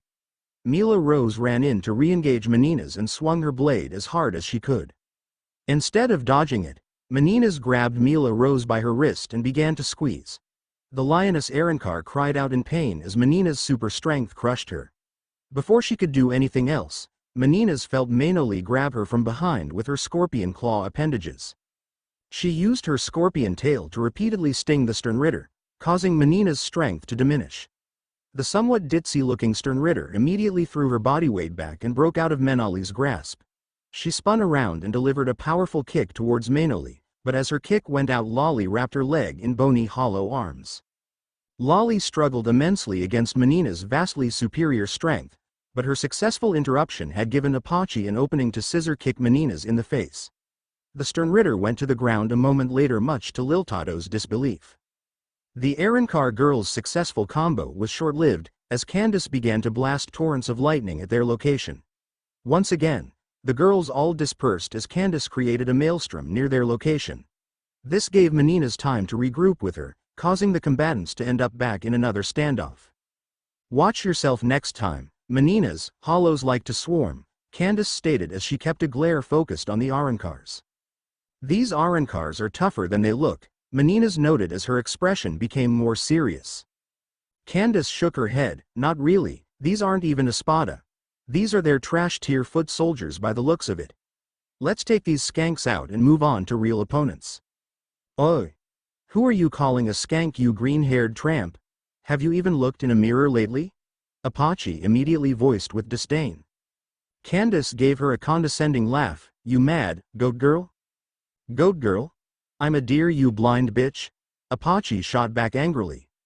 "You're nothing but venison then, because you're delusional if you think you're a match for a Sternritter. I'm going to fry you with my lightning," Candace countered. Menina's looked over at Candace concerned. "Candace, one of them is missing." "What?" Candace shot back. Unfortunately for her, Menina's warning came too late as a white figure coiled around her a second later. Candace hissed in pain as Sung Sun bit her. With Candace now temporarily immobilized, the others all rushed Menina's again. Mainoli and Mila Rose each grabbed an arm, while Lolly held her legs. The three struggled with their full strength and held her down as Apache charged towards her. The deer Arrancar impaled Menina's in the face with her front horn, causing her to go towards the ground. As the four hollow girls rapidly clawed and slashed the downed Menina's, Candace wrestled free of Sung Sun. The snake Arrancar narrowly avoided being fried as lightning blasts shot all around her. Getting annoyed with the elusive snake, Candace held up her arms and caused a massive thunderstorm to appear overhead. Sung Sun's eyes widened with terror as lightning swirled into some type of vortex. Candace then began to rapidly fire lightning strikes from the sky, forcing the Arrancar to retreat. Sung Sun quickly dove back beneath the sand to avoid the lightning strikes and burrowed her way back towards the others. Seeing Menina's was unable to move, Candace charged towards the other four hollows. This conducted a tempest of lightning around her as she moved in and blasted away the rabid hollows. Menina's began to heal with her blood venet and turned towards Candace. "Thanks." Candace didn't bother acknowledging her gratitude as she stared down the Arrancar girls once more. All of them were breathing heavily and covered in Menina's blood by the looks of it. "Candace, I think I got poisoned. My strength is diminishing," Menina's said as she began to breathe heavier and strain a bit. "I'm done wasting time with these hollow whores. Use your Volstandig, Menina's. We'll put an end to them," Candace bellowed. Menina's nodded as the two Sternritters called upon their higher forms. As they transformed, Liltodo quickly voiced her concern to Yuzu. "Things are getting crazy. Volstandig this soon against the Arrancars? I didn't realize the hollows were this powerful." "Liltodo, what should I do?" Yuzu asked fearfully as she finally managed to regain a sense of her clarity. She still seemed a bit shell-shocked from the battle but was more alert and aware of her surroundings now. Just, stay here. I'm not going to let anyone kill you, Yuzu. Candace and Menina's should be able to take out these Arankars with their Volstandigs, Liltodo spoke reassuringly. As their transformations finished, the 5 Arankar girls all gasped in shock at the sight of the angelic winged stern Ritters.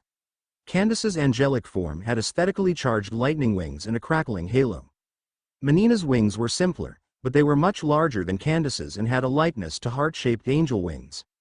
Both of course were enveloped in pure white-blue reishi, and they were nearly blinding.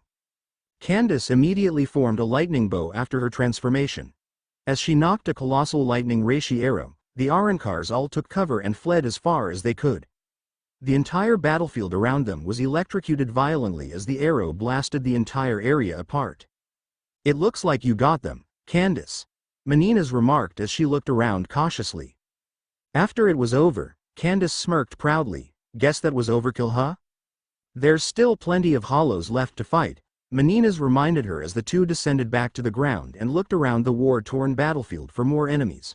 From safe distances away, they could see all the various hollows and Quincy's still clashing in the massive battle. Many of the closest soldats seemed to be cheering for the stern Ritters, but due to their distance and the sound of fighting, Candace and Menina's could not hear them very well. Yo, Liltodo, you going to join this battle any time today? Candace asked as she looked at the young blonde loli. The blonde stern Ritter's eyes were wide as she looked past Candace and Menina's. What are you looking at, Lil Chan? Menina's asked concerned. Menina's and Candace both turned around a moment later when they heard a whistle. To their utter disbelief, the 5 Arankar girls were all alive and mostly unharmed. What? How are you all alive? Candace demanded angrily. Wouldn't you like to know? Apache said with a smirk of her own. The Arankars all looked a bit burned and covered in glass. Candace quickly picked up on this and realized it. I see, you hid underground. Don't think that trick will work twice on me. As if we'd need to take cover again. You stern Ritter bitches are about to get a real taste of what we can do, Apache threatened. Apache, are you being serious right now? We haven't actually perfected it yet. It could have unforeseen consequences, Sung Sun voiced her concern. Damn right I am. You know what to do, girls. Make Aeon, Apache shouted. Candace's eyes went wide as the 5 Arankars all began to glow brightly. They all tore off pieces off their bodies, causing a link of blood and spiritual energy to bind them all together. At first, just their arms disappeared, but shortly afterward, all 5 hollow girls disappeared into this budding amalgamation as it began to transform. What the fuck is that? Candace gasped with horror as the 5 Arankars fused into one giant hollow. It towered over everything, standing as tall as a building, and it appeared to be some type of fusion of the 5 Arankars' hollow forms. The creature was a massive bipedal chimera. It had hooves and deer-like legs that were covered in the same fur as Apache. Its arms were similar to a lion's claws. Its entire torso was armored like some type of exoskeleton, and many spikes protruded from it. From its back came large 4 spiny appendages with barbed tips. The creature also had a snake for a tail. Its head was covered in some skull-like helmet that had the shape similar to that of a deer. It had large fangs and massive antlers as well. Overall, the Chimera Hollow was a terrifying sight to all nearby Quincy's. Did they just fuse into one hollow? Candace gasped. Candace's question was answered with a devastatingly fast and deadly swat from the creature. Before she could recover, a massive sarrow formed over its antlers as it fired the blast at Candace. Thinking fast, Candace countered with as much lightning as she could. Her attack was somewhat successful in holding the sarrow back, and she quickly used this time to get out of its way as it overpowered her reishi. Menina's took this time to close in on the creature and tried to punch it as hard as she could. Even with her super-enhanced strength, Menina's barely budged the hollow, much to her shock. Oh, Menina's said concerned as Aeon swiftly kicked her away with tremendous force. During its brief distraction, Candace began to rain lightning strikes down upon the chimera, enveloping it in a maelstrom of lightning reishi. While it appeared effective at damaging the hollow, it successfully tanked through the attack and turned its gaze back to Candace. Fuck, Lil Toto, we could use some help with this damn thing, Candace shouted as she began to fly around and dodge the colossal monster, throwing in whatever attacks she could. Menina's wasted little time returning and moved in to seriously combo the large hollow from behind as it pursued Candace. I need to help them. That thing is tanking all of their attacks, Liltoto remarked urgently to Yuzu. No, don't leave me alone here, Yuzu pleaded as she tried to clutch onto the smaller Sternritter. Liltoto flaked her off and looked at Yuzu seriously. We're fighting for our lives right now, Yuzu. If we don't stop that thing, it's going to kill us. Don't do anything reckless, but try using your shrift to help us if you can. Wait. Liltoto-chan. I don't know how, Yuzu called out as the blonde loli moved in to help Meninas and Candace. Now alone on the battlefield, Yuzu looked around petrified as she didn't know what to do. How can I help them? I can't do anything, Yuzu thought to herself as she crouched low and covered her ears. Yuzu Kurosaki. A voice sounded out of nowhere, drawing Yuzu from her daze. She screamed fearfully when she saw Zamari in front of her. The hollow was in his release state and looked horrific. He stood tall in armored bone-like skin with a burly muscled frame. His release form resembled bone armor all over his body with skull shapes adorning both shoulders, his chest, and knees. In each of these skull shapes eye sockets were yellow glowing eyes. Get away from me! Yuzu screamed as she inadvertently blasted the hollow back with a wave of reishi. Much to Yuzu's surprise, she actually attacked a hollow. She began to shake as Zamari quickly recovered and used a sonido to return. Wait! I am going to get you out of here, the Espada tried to explain, but Yuzu was not even listening to him as she now had her bow out. Fearful tears were in her eyes as she knocked a silvery blue arrow. She wasted no time firing a volley of shots towards Zamari, but all of them missed due to his impressive speed. I'm not going to hurt you, Zamari tried to tell Yuzu as he reappeared directly in front of her. Before Yuzu or Zamari could say or do anything else, a burning Grimmjow flew directly between them, skidding through the sand. Bazz-B came charging over with his flame sword, but he was distracted when he saw Yuzu standing there. He quickly noticed Zamari's proximity and immediately swung his flaming reishi sword towards him. Zamari appeared further back and looked on with concern as Bazz-B now stood in front of Yuzu.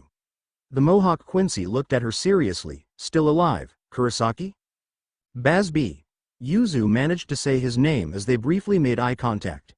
Grimmjow came barreling back in with his elbow blades but was stopped when Zamari blocked him. Wait, Grimmjow. That's White's sister. We need to retrieve her, Zamari spoke urgently to the other Espada. Grimmjow narrowed his gaze at Yuzu disbelievingly. What? Are you sure? I'm positive. I saw her through the android's memories.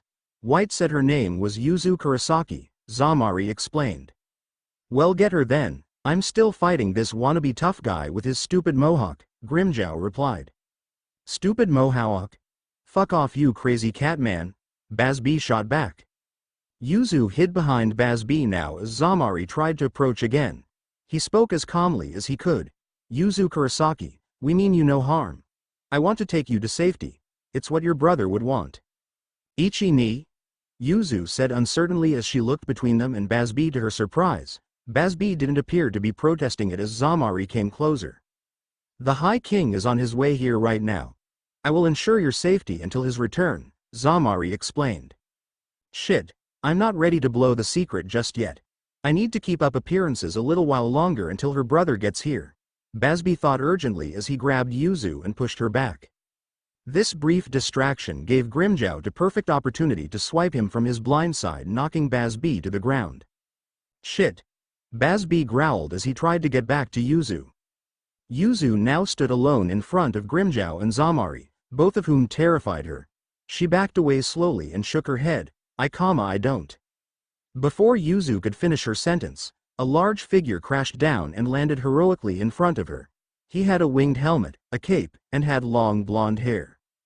Bazz-B's eyes widened with horror. Fuck, what's Gerard doing over here? Who the fuck is this guy?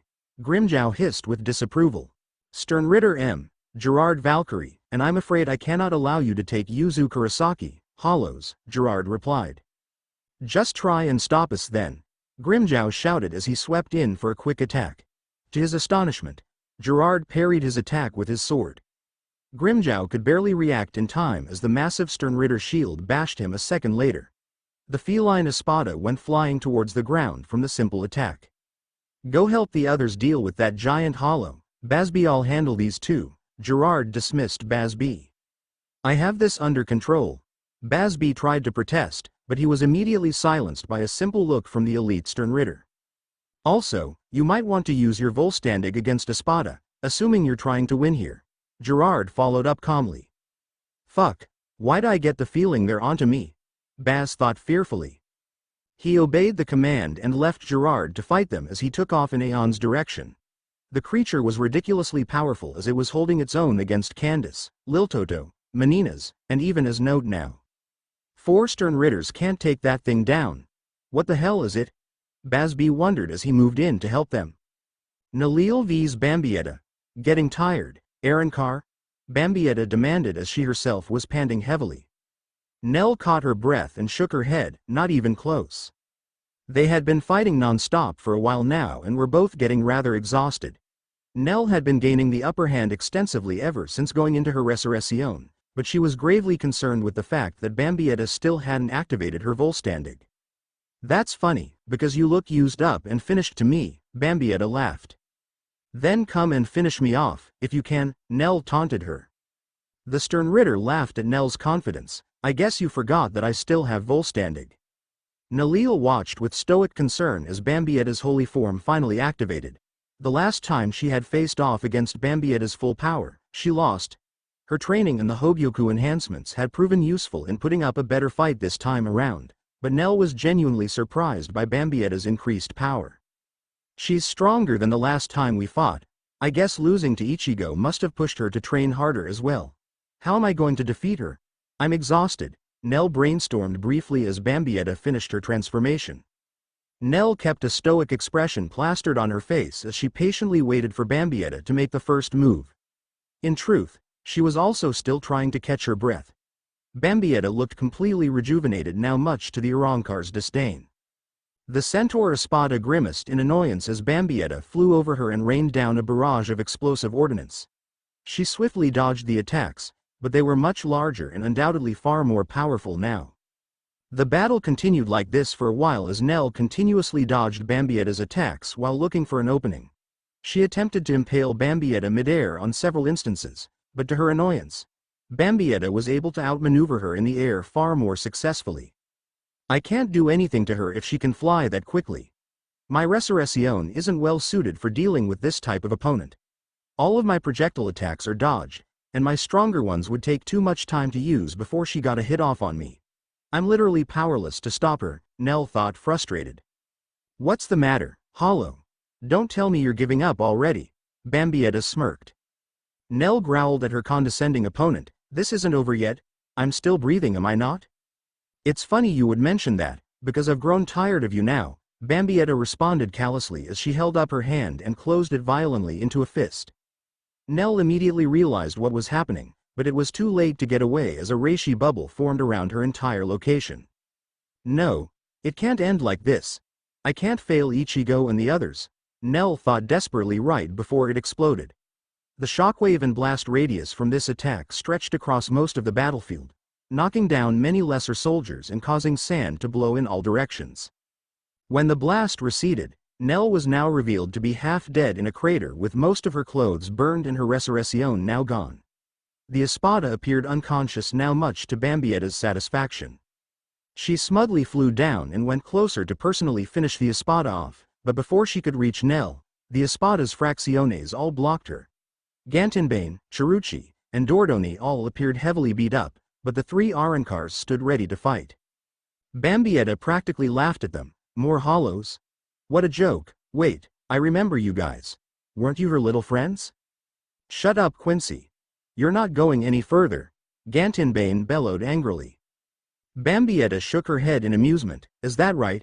How exactly do you 3 clowns expect to stop me? With force. You're not going to kill Nallil so long as we're breathing, Cheruchi bellowed with fiery aggression. She's done for, and you 3 just committed suicide by getting in my way, Bambietta roared as she ignited the landscape with explosive power. Dordoni did his best to negate it with wind as Gantenbane moved in to grab Nell's unconscious body. We're no match for this foul woman. We should get Nell out of here and fall back, Dordoni exclaimed seriously as they quickly regrouped. All of the Espada are tied up right now, we can retreat, but I don't think anyone can help us fight. Also, she's pretty fast from what I've seen, so I doubt we could outrun her, Shuruchi stated as she and the others took brief cover beneath the fallout of Bambietta's attack. We can't let her kill Nell. Running isn't really a viable option right now, and I know for a fact we won't be able to defeat her. The best thing to do is hold her off until someone arrives to help us, Dordoni replied urgently. As if it were divine providence, a figure arrived shortly afterward in front of the Arankars. It was none other than Jin Ichimaru. The sly and foxy Shinigami captain turned back to look at them with a smile. You three look like you need help. Shinigami. I've never been so happy to see you before, Dordoni said somewhat relieved. Nobody else could follow up with any input as another explosion enveloped their location a moment later. Bakudo number 44. Sakisho, Jin immediately created a barrier of significant quality to block Bambietta's attack. After the smoke cleared, Bambietta was now much closer. The stern Ritter looked shocked when she saw Jin standing there with an amused expression. A Shinigami? I almost forgot about you guys, Bambietta grimaced angrily as Jin stood patiently. I see no reason to hold back against a foe of your caliber. You are a danger to everyone. Bankai, Kamishini no Yari, Jin said smoothly as he drew his Zanpakuto. A moment later, it glowed a blinding white before a stream shot out of it. This stream was revealed to be the blade itself as it moved at blindingly fast speed, cutting apart a swath of landscape and unfortunate foot soldiers caught in its path. It was remarkably precise at missing hollows though. Jin skillfully weaved his Bankai around Bambietta, preventing her from making any big attacks. She was now on full defensive as she tried to distance herself from the blade. To her utter shock, it continued to grow in size and follow after her no matter how sporadically she flew or how far she went. Unfortunately, Jin's successful counter of Bambietta's offense was short-lived as another stern Ritter came out of nowhere. This one was burly and large with black hair. Gantenbane, Dordoni, and Shuruchi all quickly realized it was Driscoll Bersi again. You weak little hollows thought you could run away from me? Driscoll laughed as he charged in with his reishi spear. Jin redirected his Bankai a moment later to intercept the man, impaling him immediately. Driscoll spat out blood as Jin's blade receded back for a death blow. The death blow would have been successful, but Bambietta immediately bombed the entire area again despite Driscoll being in the blast radius. Dust blinded the landscape but was blown away as Jin widely swung his Zanpakuto in a heavy gust of force. As the dust cleared, Jin quickly noticed Driscoll's body was covered in a blue veiny glow as he began to heal. He smirked with arrogance as he pulled out a medallion. You don't need that Bankai, Shinigami. I'll take it from you. Jin quickly tried to recede his Bankai before the inevitable happened, but he was too late as he felt his Bankai drain away into the medallion that Driscoll was holding up. His Zanpakuto was now in its Shikai form, much to his shock. This isn't good. Stern Ritters can steal Bankai. I wonder why they haven't done this to the hollows yet, unless maybe they can't, Jin briefly reflected as Driscoll now had his Bankai. Nell's inner world. Nell jerked upright as she opened her eyes and was confused when she noticed her surroundings. No longer was she on a battlefield fighting against Bambietta, but instead she now found herself in some type of oasis. The Espada looked around with uncertain caution as she tried to make sense of the situation. Where am I? Nell asked aloud to herself. Her question was unexpectedly answered a second later from a familiar voice. You know this place very well. It is your only refuge in this vast desert. What? Who's there? Nell asked as she glanced around in all directions for the voice's source. I am. The voice answered as a form took shape in front of her. The Espada took a step back with shock when the figure completely manifested. It looked a lot like her but was different in many ways. Her other self had massive coiled horns that came from her head. They looked goat-like and demonic. The other Nell's mask fragment was also much larger and appeared to be some type of full skull helmet. It covered most of her head minus her face, but her longer teal hair still extended down her back. This other Nell had fur the same color as their hair. It covered all of her satyr-like legs from the waist down, but over her furry thighs were white and black armor that almost seemed to match her mask fragment. Her arms were fully armored in a similar manner and her torso had a midriff breastplate that left her bare stomach exposed. From her waist the seamless transition of fur to skin could be seen. Several red and black tribal markings covered her exposed skin and especially her face. Her eyes were black and pink, which seemed to match the spiritual power that was radiating off her body. Are you, me? Nell asked uncertainly. The other Nell nodded. The fact that you are even asking that is part of the problem. What happened? The last thing I remember was fighting that stern Ritter. Am I dead? She wondered. You are in your inner world right now, but you will die soon unless you can manifest your true powers, the inner Nell explained. Are you my segunda etapa? Please, tell me what I must do to unlock my powers, Nell pleaded. The other Nell shook her head. You and many of your friends will die soon unless you can save them. I know that. So help me already. What must I do? Nell demanded. You keep looking to others to give you the answers, but the only one who truly knows that answer is you. Nobody is going to save you this time, Nell. You have to face your fears and save your friends, inner Nell replied. Nell felt hot tears roll down her face as she spun around frantically. I'll do anything to save them. It can't end like this. I can't fail Ichigo like this. You can hide in the oasis and let your friends die, or you can go into the desert and save them. The choice is yours, the voice responded. Nell tried to make sense of the words as she looked around at her surroundings again. Her inner world was literally a beautiful oasis surrounded by a harsh desert on all sides. Perhaps it was symbolically linked to her fear. Go to them, the inner Nell repeated. I'm scared, Nell admitted as she took several steps towards the edge of the oasis. On the horizon were grimdark clouds and barren landscapes. They looked empty and terrifying. Choose now, Nell. This refuge won't last forever. Your only salvation lies through the Valley of Death, inner Nell explained. From the distance, Nell could hear the echoes of people's voices. They sounded like Gantenbane, Dordoni, and Chiruchi. From the sounds of it, they were in trouble. I have to protect them, Nell shouted as she began to run as fast as she could into the direction of the voices.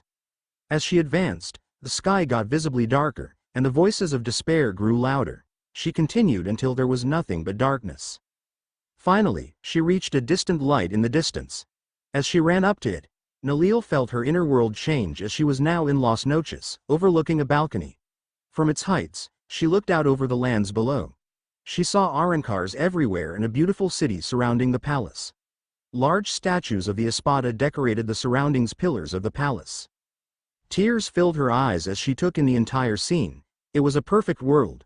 It was a world she desperately wanted for the hollows of Hueco Mundo and a world that Ichigo was trying to build. Seconds later, she felt herself get knocked back as a massive explosion enveloped the entire city below. She looked around everywhere, seeing Shinigami and Quincy alike butchering hollows in the streets. No, I won't let you destroy this world. Nell shouted at the top of her lungs as she dove off the balcony with righteous fury. Nell! Get up! We need you, the Espada heard Chiruchi's voice. It sounded like it was coming from far away. I won't let you kill my friends, Nell bellowed as spiritual energy engulfed the entirety of her inner world. Nell, Hueco Mundo, time to die. Driscoll Bursey laughed as he swung Jin's Bankai into the Shinigami and Arrancars. The attack was immediately deflected with violent force as black and pink spiritual energy flooded the area.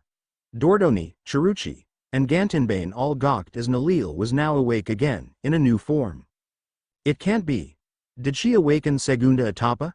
Dordoni said with sheer astonishment. Segunda Etapa, she achieved it, Chiruchi said with amazement and disbelief. Jin seemed calm despite the lack of his Bankai, but looked slightly roughed up from his fight with Driscoll.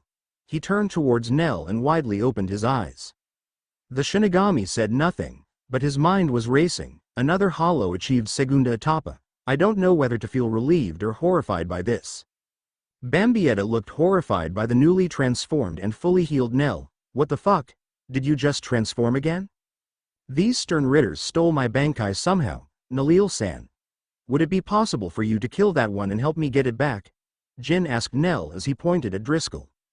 Nell didn't even say a word as she immediately appeared next to Driscoll. He could barely react in time as the empowered Espada formed an energy lance in her hand. She repeatedly jabbed it towards Driscoll, which he pitifully tried to parry. Many of her attacks easily broke his defense and punctured the man's body. He was clearly not very good at using Jin's Bankai, as even its speed and power could do little to counter her vastly enhanced powers. Bambietta. Help me. I can't activate Volstandig while I'm using this guy's Bankai. The man cried out for her aid. Driscoll's heart sank into his chest when he realized that Bambietta was charging up a super bomb. It swelled dozens of times her size and blindingly filled the night sky. Wait. You'll kill me if you throw that here, Driscoll protested. Seeing what was happening, Nell charged a colossal pink and black Sero over her horns. She aimed it upward and countered right as Bambietta threw the bomb. The resulting aftermath was devastating as it caused fire and debris to rain down upon the battlefield. When the attack was over, Bambietta looked shocked to see Nell mostly unharmed, and Driscoll completely burned. Jin had successfully endured the blast with Bakudo as well as Nell's Fracciones. The Espada briefly looked between Bambietta and the downed Driscoll before walking over and stabbing an energy lance through his chest, killing the Stern Ritter. Bambietta felt fear building up as Nell reared the lance back and threw it at her. She expectedly dodged the attack, but she was not expecting it when Nell flew after her in the sky. The Stern Ritter was powerless to hold back Nell's attacks and was bludgeoned repeatedly in the air until she was finally knocked out of the sky. The Stern Ritter smashed into the ground, but wasted no time getting back up when she saw Nell pursuing her. Seeing that the tables were now turned, Bambietta began to fly away in a swift retreat. Nell was honestly surprised to see Bambietta was fleeing. She would have kept pursuing, but her brief overlook of the battlefield quickly revealed a major problem. Both Grimmjow and Zamari were struggling against one of the Stern Ritters. Wasting no time to help her friends, Nell descended and immediately intercepted Gerard Valkyrie. The Stern Ritter was easily manhandling Grimmjow and Zamari by the looks of it. All three of them seemed surprised by her sudden arrival as Nell power kicked Gerard back. Grimmjow was bleeding heavily but looked mostly intact. Zamari was struggling to stand and had a relieved look in his eyes at Nell's arrival. "Nell? Is that you?" Grimmjow said, shocked at her new appearance. "She achieved segunda etapa," Zamari said slowly with amazement. The feline Arankar shook his head. "How?" "There's no time to explain, Grimmjow," Nell replied calmly as she stared down the recovering Gerard Valkyrie. "That guy is one of the elite Stern Ritters, Lady Nell. He's trying to stop us from getting White's sister," Zamari explained the situation. Nell's eyes widened with confusion. Ichigo's sister? She looked behind Gerard and was surprised when she saw a young-looking teenage Quincy. She was obviously a Stern Ritter but looked very out of place on the battlefield. "That's Ichigo's sister," Nell said, surprised. "You hit hard for a girl. I am impressed. One of your strength would have made a worthy shield maiden," Gerard remarked with admiration in his voice as he walked back over. Zamari looked over at Grimmjow. "Help Lady Nell. I am getting Yuzu Kurosaki away from here." Zamari used a very swift sonito to appear behind Yuzu and grab her. Gerard was about to bash him, but he was stopped when Nell kicked him as hard as she could in the opposite direction. "Get her out of here, Zamari. Grimmjow and I will fight this guy," Nell announced. Zamari nodded in acknowledgement as he hurried away with Yuzu in his grasp. Yawach and the other elite Stern Ritters. Lil Baro was looking through his sniper rifle at the various battles happening around them. His eye widened when he noticed something shocking. "It looks like one of their Espada just activated a second release form." "What?" Hashwalt sounded surprised for the first time in forever. "She's fighting Gerard right now. It looks like the Hollows are trying to take the girl. They must know who she is somehow. That's strange because we never told them. How would they know?" Lil wondered. "BG9, Yawach replied coldly. "I sense his life force." "What? I thought they killed the scouts though," Askin remarked. Lil refocused his sniper rifle and spotted BG9 fighting against Giselle and her zombie Jerome. "It seems like the Hollows have a hold on him. I'll take him out." "No, shoot the Hollow controlling him," Yawach replied. Lil looked through his scope and spotted Zale behind BG9. He held his rifle steady, one shot, one kill. Before he could fire, however, something hit his rifle, knocking its shot off its trajectory. The elite Stern Ritter grimaced angrily when he realized who was responsible. There in front of the elite Stern Ritters and Yawach himself stood Sosuke Aizen. Giselle versus Zale. The battle between the two puppet masters was in full swing now. Zale was in his Resurrection with many Arankar minions around him as well as BG9. Giselle's zombie Jerome was half destroyed now as he had been repeatedly used as a meat shield for the Quincy. He was about to fall apart by the looks of it. "Jerome isn't very powerful. I need to get away from here and find a better zombie," Giselle thought to herself. Your little zombie minion doesn't appear to be in good condition. I doubt he'll last much longer. BG9, if you would, please kill this abominable woman. She is starting to annoy me with her immunity to all of my abilities, Zale commanded. The android Quincy began to fire repeated reishi blasts into Giselle, but she kept up the now half-destroyed corpse of Geriome as a shield while she advanced. Thinking fast, Giselle tossed it at BG9 before disappearing in an eruption of blood. Zale looked around confused at the zombie girl's sudden disappearance. BG9, run a scan and find her. Scanning, Sternritter Z, Giselle Gewell, not found, BG9 responded robotically. Not found? You're telling me she just up and disappeared? Zale huffed with annoyance. Affirmative, too many fluctuating energy signatures make tracking impossible currently.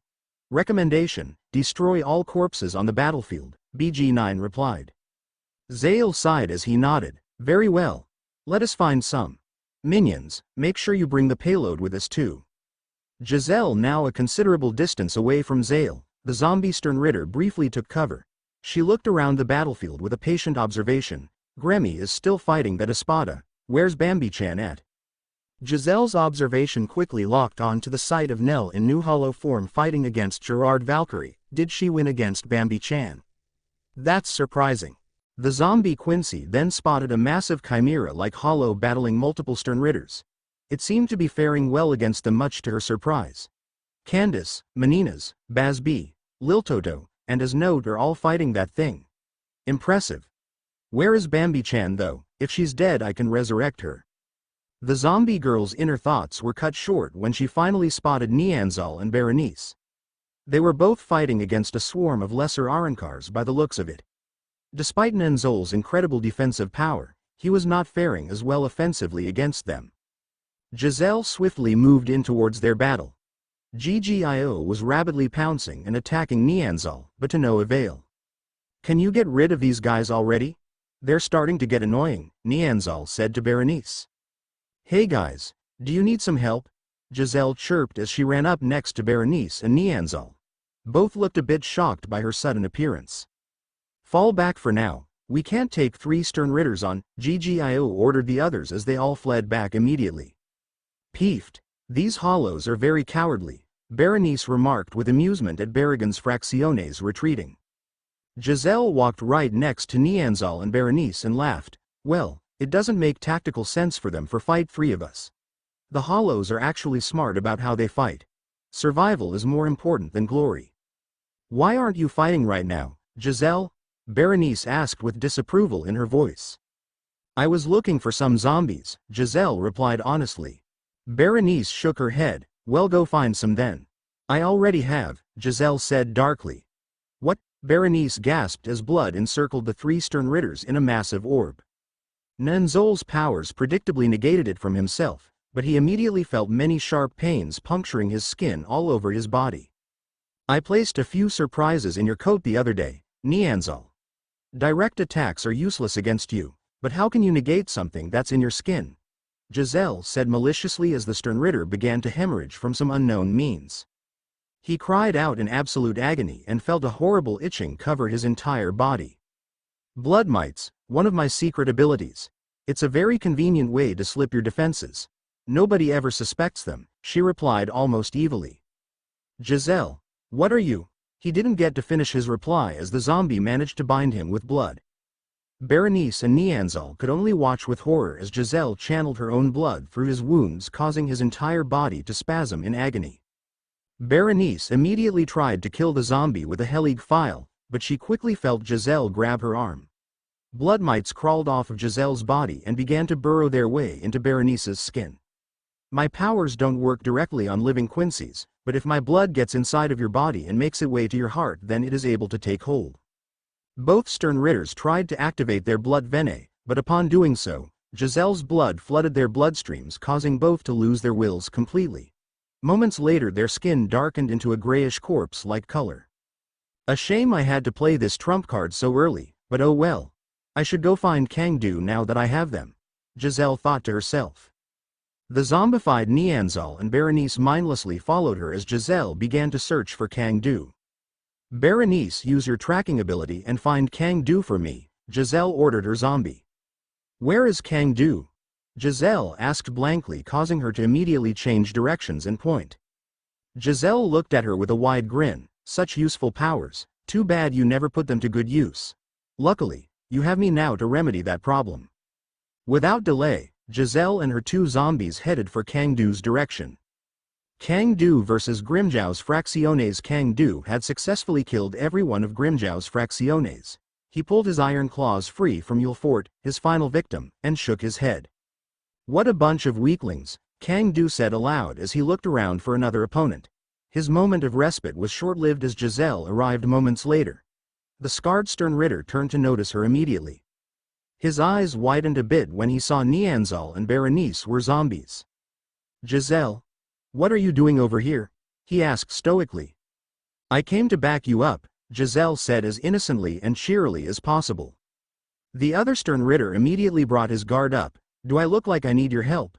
Why are Berenice and Nianzal zombies? They died to some powerful hollows, I'm guessing. I found their bodies and thought I'd bring them back into the fight, she explained with a goofy smile. I don't need your help, he replied slowly as Giselle approached. He watched with disgust as Giselle immediately went to resurrecting the 5 dead Arrancars around him. Their mangled corpses all reformed and healed through Giselle's necromancy as they all stood back up. Thanks for getting me all of these zombies, Kang Du. I really appreciate it, Giselle thanked him with an innocent grin. You're one sick and twisted bitch, get the fuck away from me freak, Kang Du remarked. By the way, are you feeling itchy right now? Giselle asked. Kang Du's eyes widened with shock as he immediately felt an itch on his body. Without hesitation, his entire body solidified into iron as he charged towards Giselle with intent to kill. His attack was unfortunately futile against her as Nianzal winded him off trajectory. The stern Ritter spoke with fury in his voice. What the fuck, Giselle? Are you trying to kill me? I think it's time for an interrogation, don't you, Berenice? Giselle laughed. Oh fuck, Kang Du remarked when Berenice stepped forward. Are your powers truly capable of stopping Giselle? Berenice asked lifelessly. Kang Du felt his will wavering a bit as he stopped attacking. Yes they are, Kang Du said as willfully as possible. Are you truly loyal to the Wanden Reich, Kang Du? Zombie Berenice asked. Unable to stop himself, the stern Ritter answered immediately, not by choice. That's good to know, Giselle beamed. Why are you trying to kill me, Giselle? He managed to ask. You want to lower your iron guard, don't you? Berenice asked. No, Kang Du tried to stop himself as he felt compelled to lower his defenses. Zombie Berenice took another step forward. Do you think Giselle is loyal? No, he answered. Then what have you got to lose? Berenice asked. Finally, Kang Du's will was nullified as his body turned back to normal. Moments later, Giselle bound him in blood. Damn you, Giselle, he said with hatred as the itch overwhelmed his body. Now, don't be so angry, Kang Du. You and I both want the same thing, Giselle remarked as the man was fully zombified. After he was a full zombie, Giselle beamed proudly. 3 stern Ritters and 5 Arrancars, excellent. Nianzal and Kang Du should be able to protect me from mostly anything now. Plus, Berenice's powers are useful for tracking and weakening others. These Arrancars will also make useful bargaining chips later too. Now's a good time to find Yuzu-chan. Berenice, find Yuzu for me, Giselle commanded. Where is Yuzu Kurosaki? Berenice asked blankly before locating the young Quincy. Giselle quickly followed with her entourage. Zombie Berenice pointed in the distance a moment later. Bambietta is pursuing her. Nice, I don't want to leave Bambietta behind either, Giselle grinned evilly. Chapter 27. The Battle for Hueco Mundo Part 3. Eizen vs. Elite Stern Ritters in Yuwatch. A Shinigami captain. Leal Barrow scoffed at Eizen as he lowered his rifle briefly and glared at the suave enemy. Eizen had a passive grin as he looked over the elite Stern Ritters in Yuwatch. You must be the leaders of this little army, I take it? You stand before Yuwatch-sama, the one true God Emperor of the universe and his holy elite Stern Ritters. I suggest you reconsider whatever it is you're thinking about trying. You're no match for any of us, let alone His Majesty, Leal said hatefully. Is that so?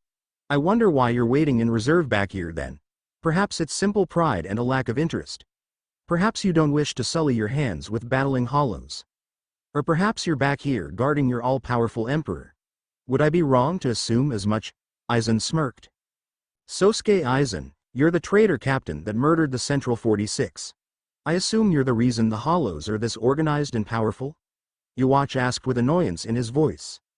I suppose you could say so. The resurrection of the ancient Hollow King Zangetsu was quite a feat. Although if I'm being perfectly honest here, White has done most of the work himself. While I was initially responsible for putting these events in motion, White has developed greatly on his own. He has surprised me with his growth, power, and personal ambition. For once I can actually rely on someone else to help me accomplish my goals. Only he and I have the power to match the Soul King, Eizen explained with calm suaveness. Yuwatch stared at Sosuke Eizen with intensity. Zangetsu? I haven't heard that name in millennia. You're saying that White is Zangetsu reborn? Eizen smiled wickedly. Oh, you weren't aware of that? I find your ignorance truly surprising. Ichigo is the reincarnation of Zangetsu's soul, but he's even greater than before. Those who stand in heaven are our enemies, and they will face judgment. It is my desire to purge the Shinigami and the Soul King. Your goals are quite similar to mine from what I understand. If you are opposed to the Soul Society, then why are we enemies? Yuwatch countered. You've all been spying on the Soul Society. I'm certain you can discover the answer to that for yourselves. Regardless of the situation, I'm afraid I cannot allow you to disrupt all of the progress that Ichigo and I have made here in Hueco Mundo. You're an obstacle to my goal that I would prefer to remove sooner rather than later. Our goals are similar, but I will not trade one false god for another, Eizen threatened calmly. So you know the truth. How unfortunate for you. Yuwatch trailed off briefly. Your Majesty, allow me to remove this arrogant Shinigami from your presence at once, Leal spat. Asken looked between Eizen and Yuwatch for a second and shook his head. Do you know this guy, Your Highness? What's his deal? Kill him, Yuwatch replied simply after a brief silence. Before anyone could make a move, Eizen began to taunt them. From what I can tell, you're not back to your full power yet. I wonder, how long can you spend away from the Silburn, Yuwatch? Would exerting your own energy speed the process along? This guy doesn't seem to take us seriously, Asken chuckled in amusement at Eizen. Hashwalth glanced over at Leal. I'll handle him. You should refocus your attention on the Espada fighting Royd and Lloyd. I imagine they will overpower them if they activate these second forms. Ah, so you saw that, did you? Eizen asked. It doesn't matter, you still won't defeat us, Hashwalth countered calmly. Eizen smirked as he drew his Zanpakuto in front of all of them. Let's see how you handle my Bankai. Shatter Kyoka Suigetsu. All of the stern Ritters present watched with disbelieving shock as Eizen's Bankai took shape. It was a water-based Bankai. Pillars of water erupted all around them into cyclones of destructive power. The blade itself appeared to be made out of water now and was glowing brightly as Eizen flurried it a few times. Take his Bankai, Yuwatch said dismissively to the display. Hashwalth held up a medallion which began to glow with energy. It sucked all of the power out of Eizen's Zanpakuto, leaving it in a weaker Shikai form. Eizen feigned shock at the display as Hashwalth held up the Bankai in his hand. Quite an interesting Bankai you have. Care to explain how it works? This will be useful against the Fire Lord Yamamoto. How did you steal my Bankai? Eizen continued the farce. Unbeknownst to all of the stern Ritters and possibly Yuwatch, they were in Kyoka Suigetsu's illusion now. I will keep them distracted until Ichigo arrives. That ought to minimize casualties for the time being, Eizen thought to himself. Harabel Stark and Lilynet versus Lloyd and Royd. The elite Espada were faring exceptionally well in their battles against Lloyd and Royd.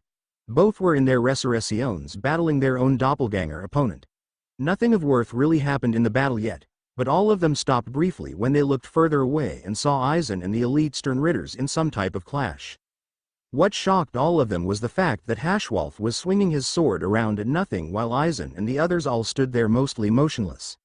Some of them would occasionally jump around as if they were dodging attacks or environmental damage.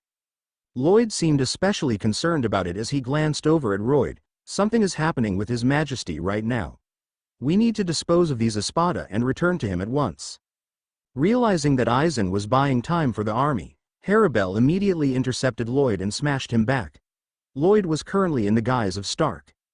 Having had experience training with and against the other Espada for quite a bit recently, Harabel knew what to expect as she re-engaged in combat.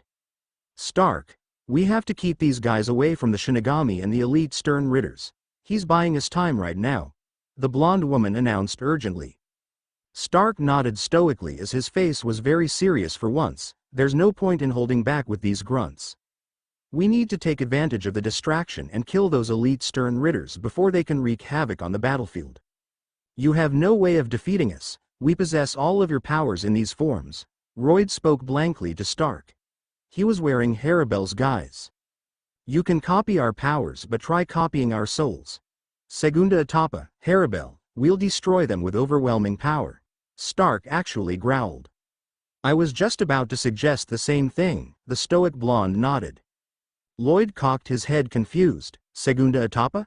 His confused response was answered instantly as the two Espada began to glow with exponentially greater power and take on new forms. Royd was especially concerned when he saw a third figure standing next to Stark in the same form as him. Hollows don't have greater forms, that's impossible. This wasn't in your memories when we copied you, Lloyd gawked. Drown in oblivion. Harabel growled as she buried the Stern Ritter in a crater with a high water pressure blast.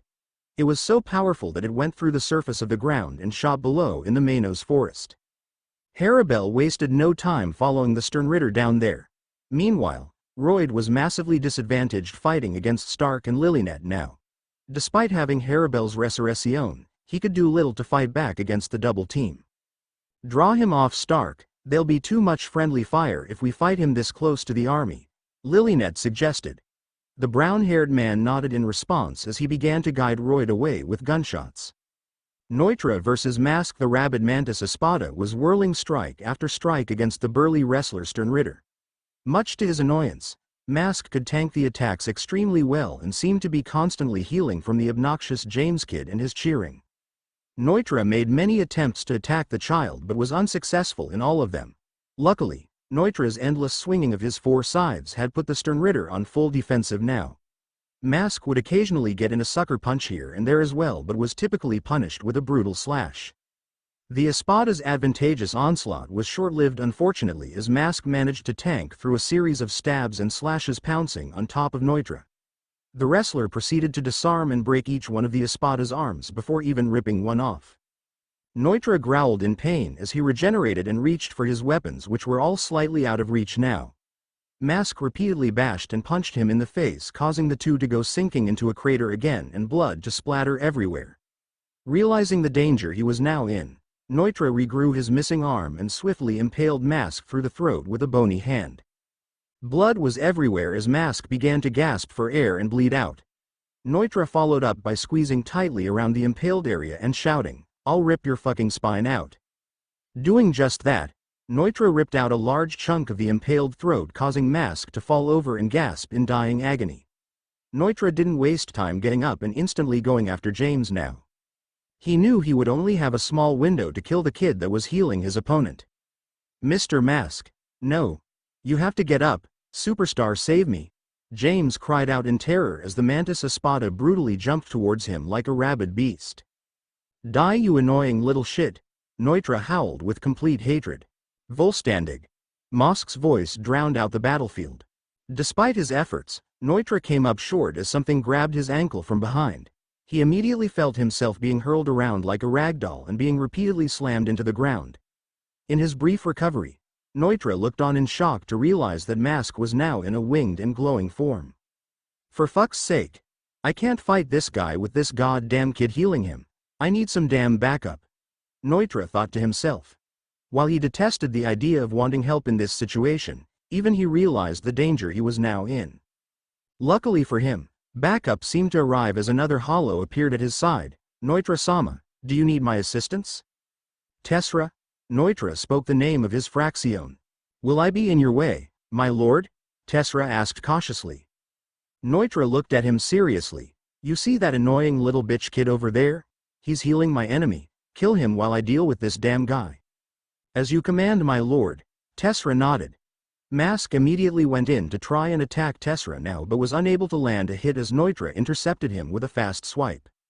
"We'll see how tough you are without your little cheerleader," Nnoitra shouted as he began to relentlessly repel Mask with rabid attacks.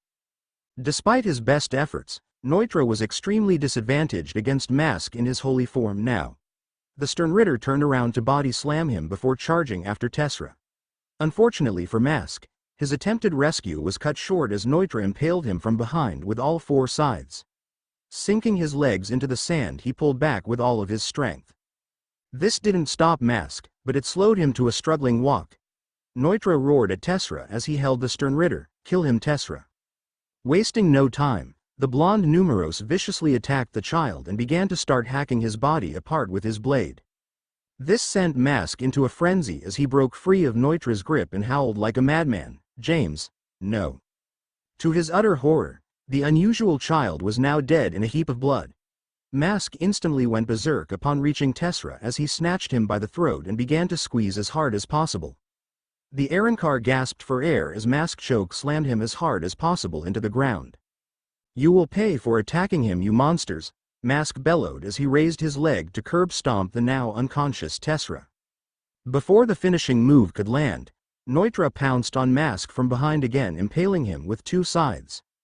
With two of his free hands he forced his claws into Mask's eyes and tried to gouge them out again.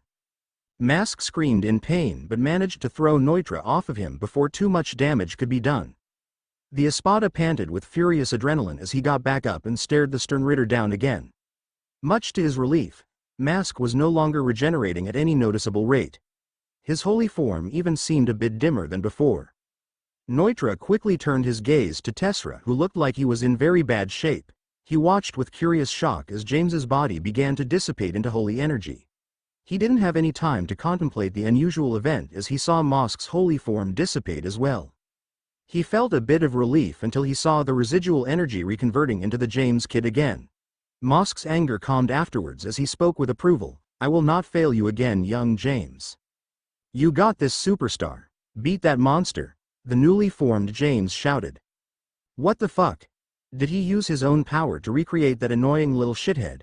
Damn it, I'm worn out and he looks fully healed again," Nnoitra thought concerned.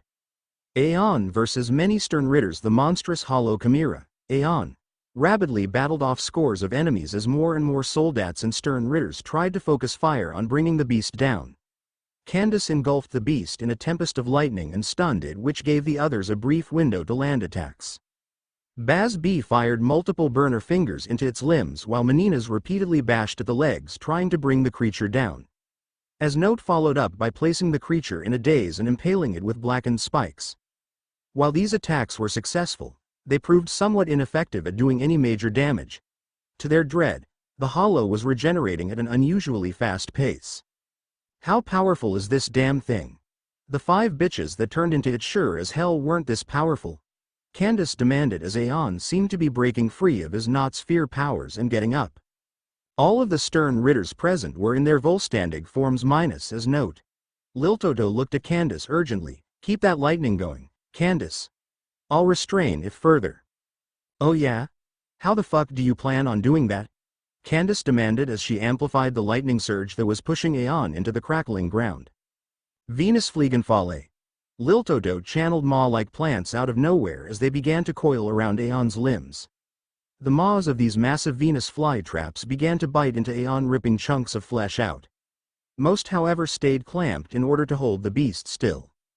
The largest Venus flytrap bit into Aeon's shoulder, crunching through its hardened bone armor.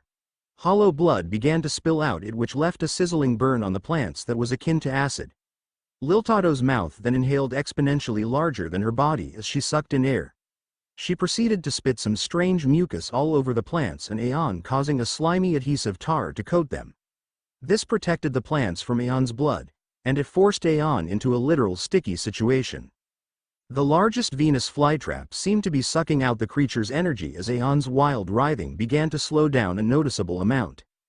"When the hell did you learn how to do that?" Candace gawked as she landed next to her ally in a crackling jolt. "Go for the back of the head. That's the only weak spot I can detect on that thing," Liltoto announced. Doing just that, as Nnoitra moved in fast and impaled Aeon in the head with a black arrow. Aeon slumped over motionless afterward as it finally stopped moving. The stern Ritters seemed somewhat relieved by their success as they all got closer. Candace eyed the motionless hollow cautiously. Is it dead? Wait. Get back. Liltoto shouted, but her warning came too late as the snakehead tail from Aeon bit into as Nnoitra with blinding speed. The stern Ritter hissed in pain as the snake tail threw him away. Aeon proceeded to howl in anger as its body glowed red. Bazz-B wasted no time scorching the creature in a massive inferno afterward, creating a towering pillar of flame. Candace added to it with lightning. Turning its attention towards Candace now, Aeon snapped out of the Venus flytraps restraining it. A colossal sarrow formed over the beast's antlers as it aimed towards the mint-haired woman. She looked notably nervous and quickly flew out of the line of fire. Aeon's beam fired right as she moved and proceeded to follow her through the air, blowing apart countless soldats, lesser hollows, and the environment. The beam streaked throughout the skies, engulfing them in destructive energy. The beam nearly hit Candace until Menina's jumped on the back of Aeon's head and grabbed it by the antlers. She squeezed with all of her might to force the beam upward now. Seeing an opening, Liltoto forced her Venus flytraps to bite around Aeon's neck, finally forcing it back down. Baraggan versus Gremmy. Countless things materialized into existence and rotted away into dust as Baraggan was slowly winning the battle of attrition. Gremmy was literally powerless to do anything to stop the Primera's power. Realizing that he could very well lose, Gremmy was completely serious in this fight now. He flew up into the air as he began to glow like a star. You've truly pushed me to using my full power, Espada. I imagine you're about to experience a rude awakening on just how powerful I truly am. Volstandig. Baraggan stared blankly as Gremmy grew wings and developed into an angelic form similar to his creations. He then imagined himself much larger and covered completely in holy armor. A holy sword manifested in his hand and he swung it immediately. This caused a tremendous wind of spiritual energy to blow away Baraggan's miasmic cloud of decay. Seizing his opportunity to strike, Gremmy delivered a powerful angelic strike of Reishi at the Hollow King. Baraggan grunted in pain as it enveloped him in a golden light. Seeing it was effective, Gremmy attempted to amplify these attacks tenfold. This forced Baraggan onto the defensive now.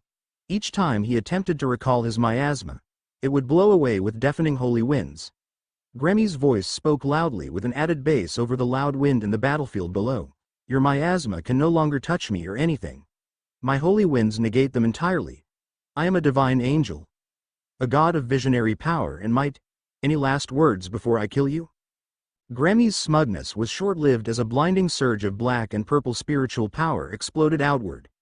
From its light emerged an armored skeletal knight riding on a spectral flying horse. An aura of miasma leaked uncontrollably from him in all directions as he flew towards Gremmy's angel form. Now matched in spiritual power, Baraggan's miasma began to push back against the deafening winds of holy power. He slowly encroached as Gremmy attempted to force him back with a giant Reishi barrier. What is that form? Did you just transform again? Gremmy demanded with evident shock. The Primera was getting closer to him now, which brought Gremmy greater and greater distress.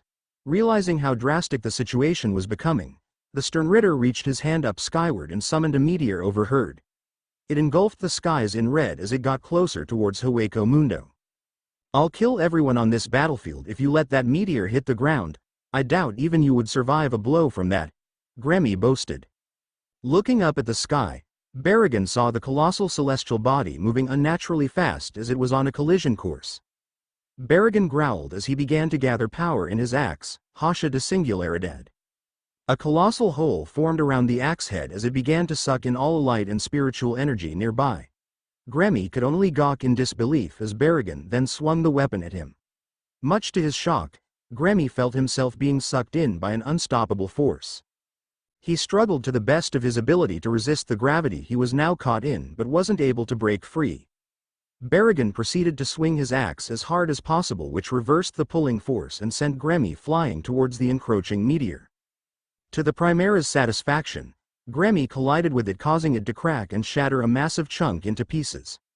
Before the angelic stern Ritter had a chance to recover, Baraggan launched a tiny black orb from his axe into the stern Ritter and the crumbling meteor.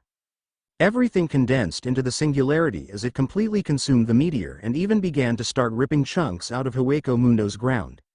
As this happened, Baraggan got closer and closer towards the singularity point now.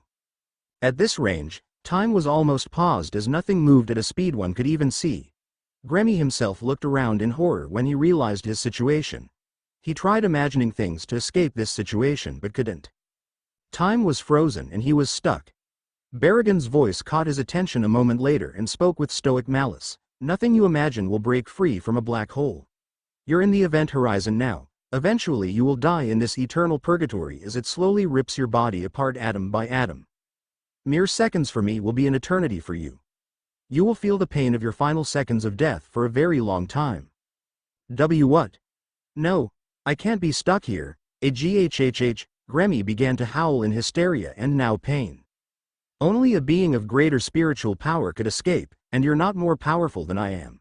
Part of me wonders how long it'll take before you just kill yourself in there. Baraggan laughed wickedly.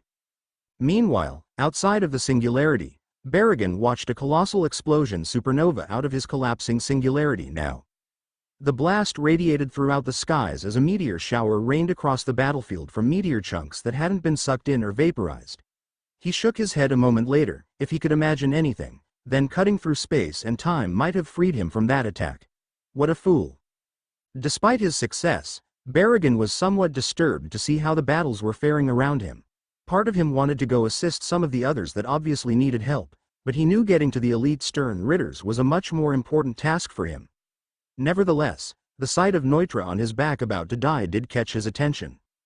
With divine haste, the Primera descended from the skies on his spectral horse towards the fight. He seemed to arrive just in time as Mask was about to kill Nnoitra. Baraggan's spectral steed dissipated into miasmic energy as he landed on the ground. Mask could only watch with terror as Baraggan held up his axe and began to pull him closer. Nnoitra looked up with relief and astonishment as Baraggan's singularity axe forced Mask to get pulled towards it. Rot away, filth, the Hollow King spoke with calm stoic malice. Mask's bravado seemed to instantly disappear the moment Baraggan's miasma touched him. James cried out in fear, Mask no, fight back. Holding up his free hand, Baraggan charged an unnecessarily large black and purple Sero. James and Mask could both only watch helplessly as the Sero vaporized him and leagues of landscape behind him. Baraggan didn't bother finishing Mask off quickly as he watched the screaming Stern Ritter cry out in horror at his decaying body. Die, slowly, Baraggan said with pure hatred as he watched Mask's futile suffering. After his body completely decayed, the Primera turned towards Nnoitra and spoke gruffly, Can you fight still, Nnoitra? Yes, Primera, I can, Nnoitra responded as he stood up. He was clearly wounded and didn't look to be in good fighting shape despite his claim. Baraggan scoffed at him, You would serve better assisting the Numeros in recovering wounded. Make yourself useful and assist the others. The lesser hollows are falling apart without Wunderweiss directing them. I'm an Espada. It would be a waste for me to gather wounded, Nnoitra growled. And as an Espada, it is your duty to protect the Numeros. Do as I command, Nnoitra. You can rejoin the front once you're finished with this task, Baraggan ordered. Despite usually being one to dismiss authority, Nnoitra was visibly intimidated by Baraggan's segunda etapa. He nodded without hesitation, I'll recover a few wounded and get them back to Zale.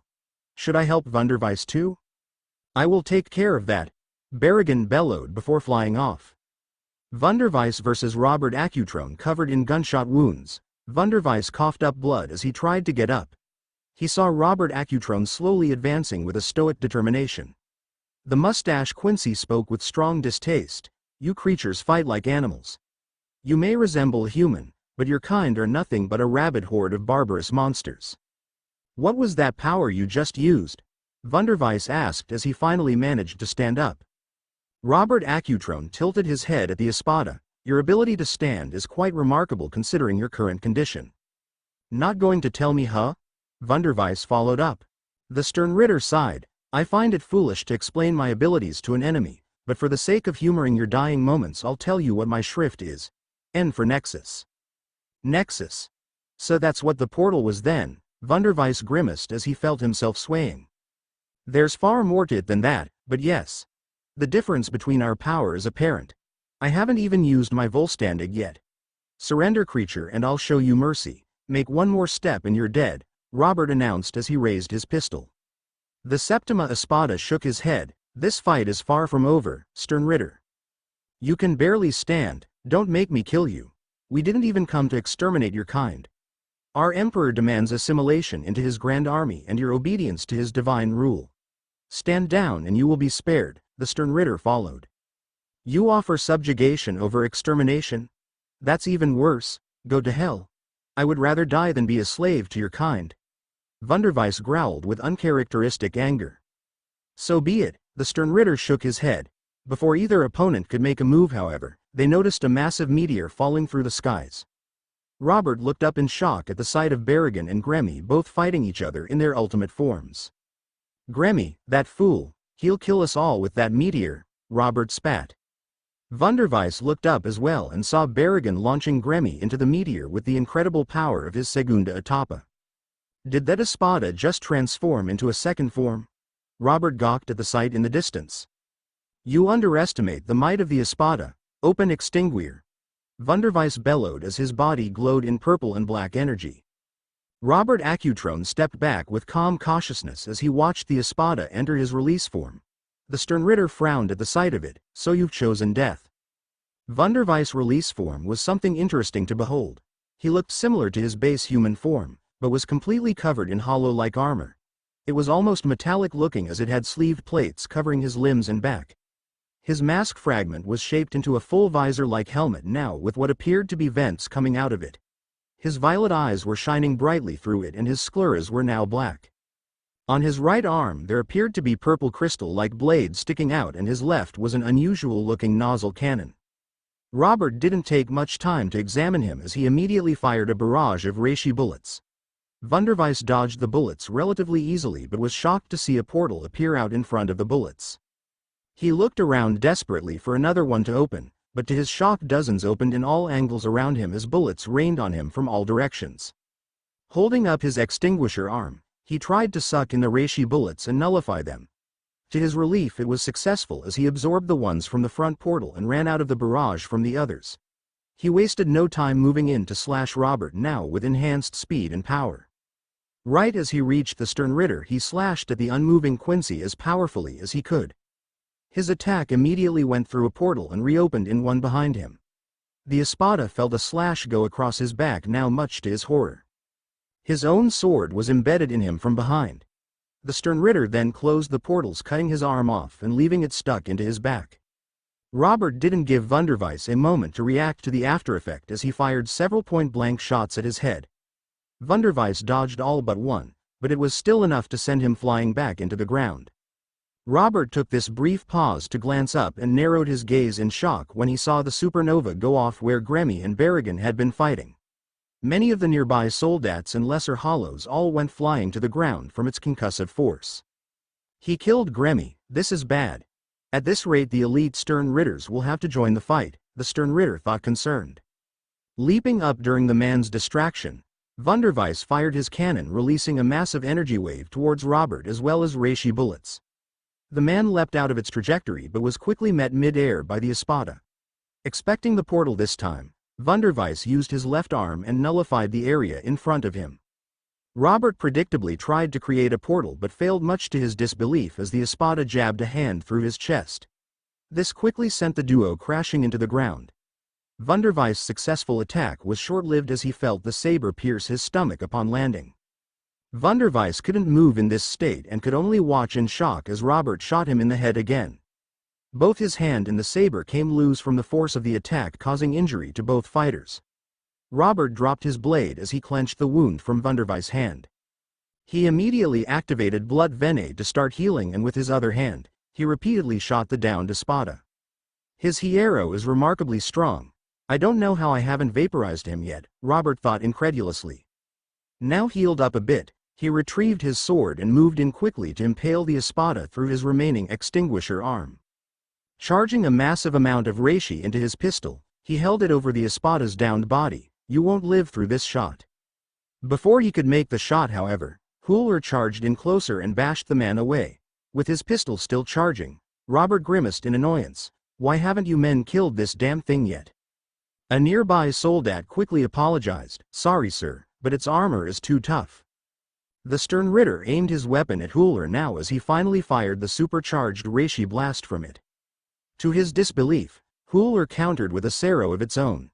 Robert hadn't seen the creature use one at all with the Jillian line and was nearly caught off guard by the colossal blast.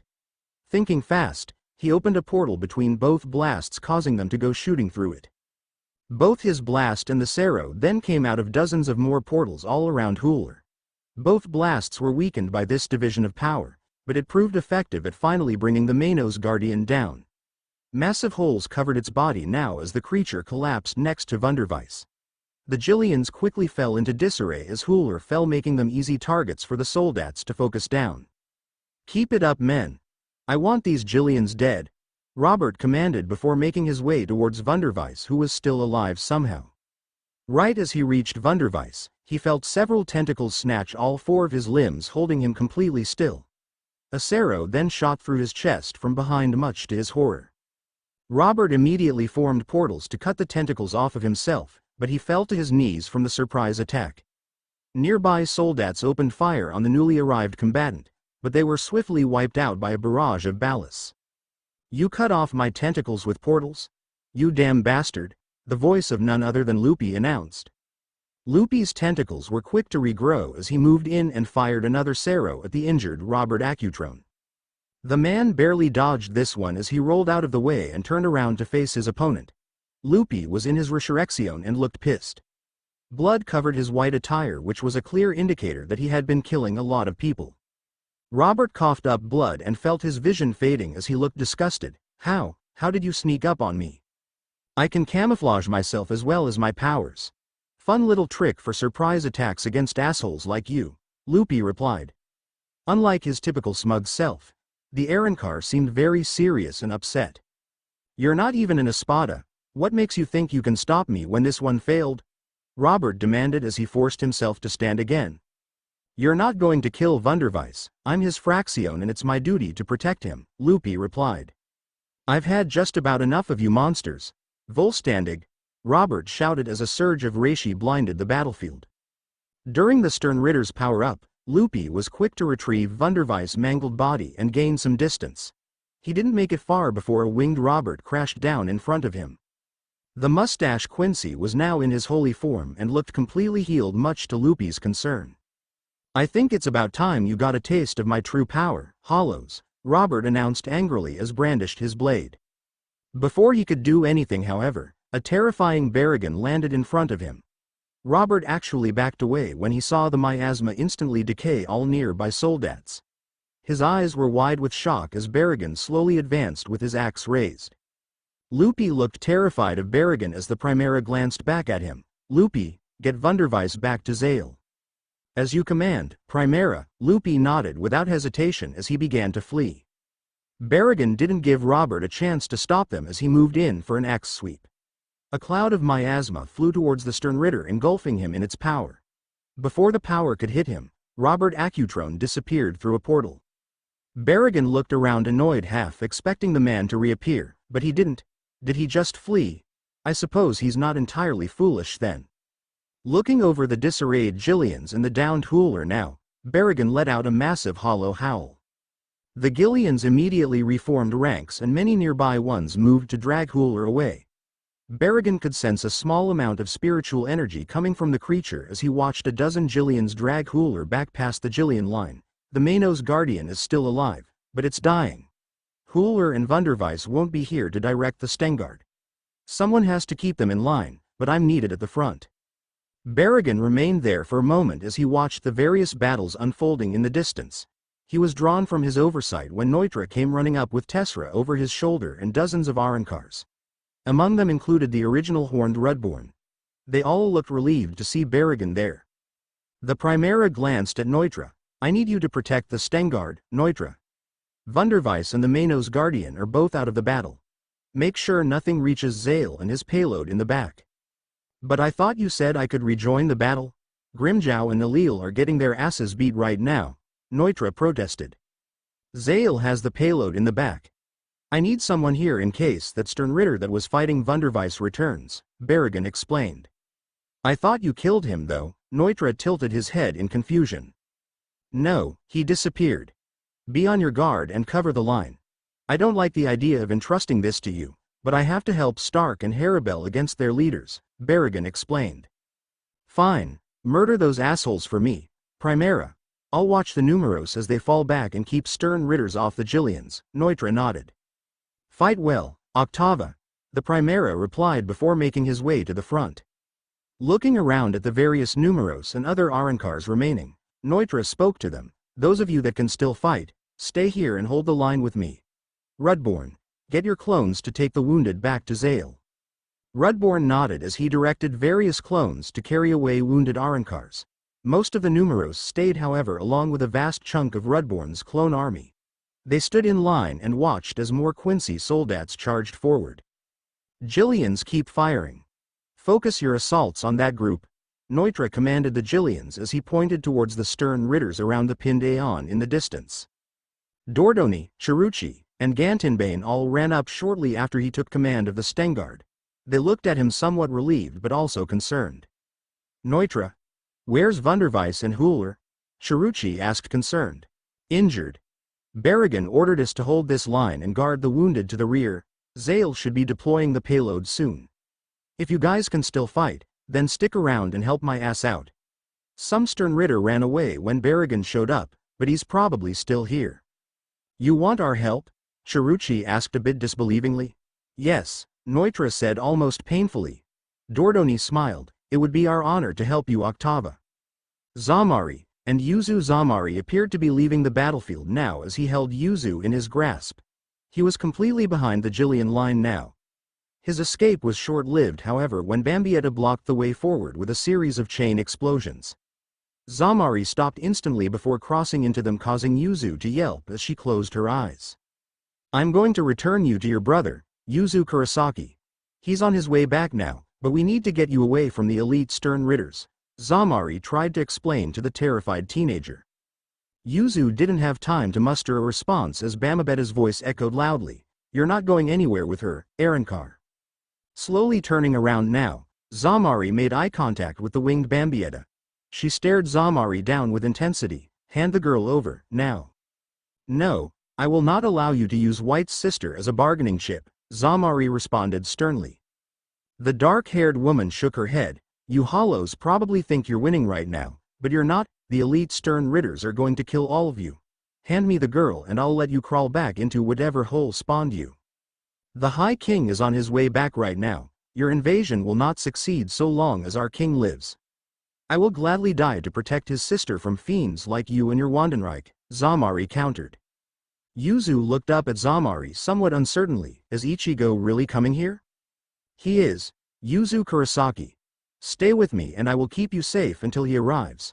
I won't be able to fight this stern Ritter while holding you. Can you stand? Zamari asked the girl. She nodded quickly, causing him to place the Quincy on her feet. Yuzu then looked uncertainly between Zamari and Bambietta. Stay back, Yuzu, but don't wander off too far, Zamari instructed her. Yuzu, don't be stupid. Your watch will kill you if you try and defect. Come here, now, Bambietta threatened the girl. Suffering from Stockholm Syndrome, the girl couldn't help but feel compelled to obey Bambietta as she took a few steps forward. That's a good girl, don't be stupid. The Hollows aren't winning this battle, Bambietta stated. Yuzu Kurosaki, stay where you are, Zamari commanded. I'm sorry, but I can't, Yuzu replied meekly before running back to Bambietta. Before Zamari could grab her again, Bambietta engulfed him in a massive explosion. Still wounded from earlier, the Espada went flying back from the concussive blast. Bambietta wasted no time snatching the teenager up. I will keep you safe, Yuzu Kurosaki. Once your brother arrives, we will negotiate the terms of their surrender. Bambietta tried to reassure the girl. Zamari attempted to stand up now and desperately ran in to retrieve Yuzu. His futile efforts were in vain as an unseen power forced him off trajectory. Bambietta and Zamari looked confused for a moment until they heard the sound of Giselle's giggling. Ah, you found Yuzu-chan. Great job, Bambi-chan. I was worried for you both. The stern Ritter immediately jerked around and looked at Giselle now. Bambietta's noticeable concern was evident as she took a step back and clutched Yuzu tighter. She tried to maintain her composure nonetheless. Gigi?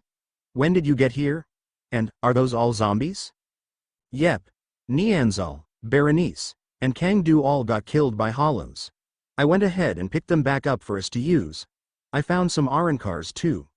Giselle chirped with creepy delight. Bambietta didn't seem convinced when she saw all of the blood covering their clothes. Despite their wounds being healed, the zombies were covered in suspicious-looking blood stains.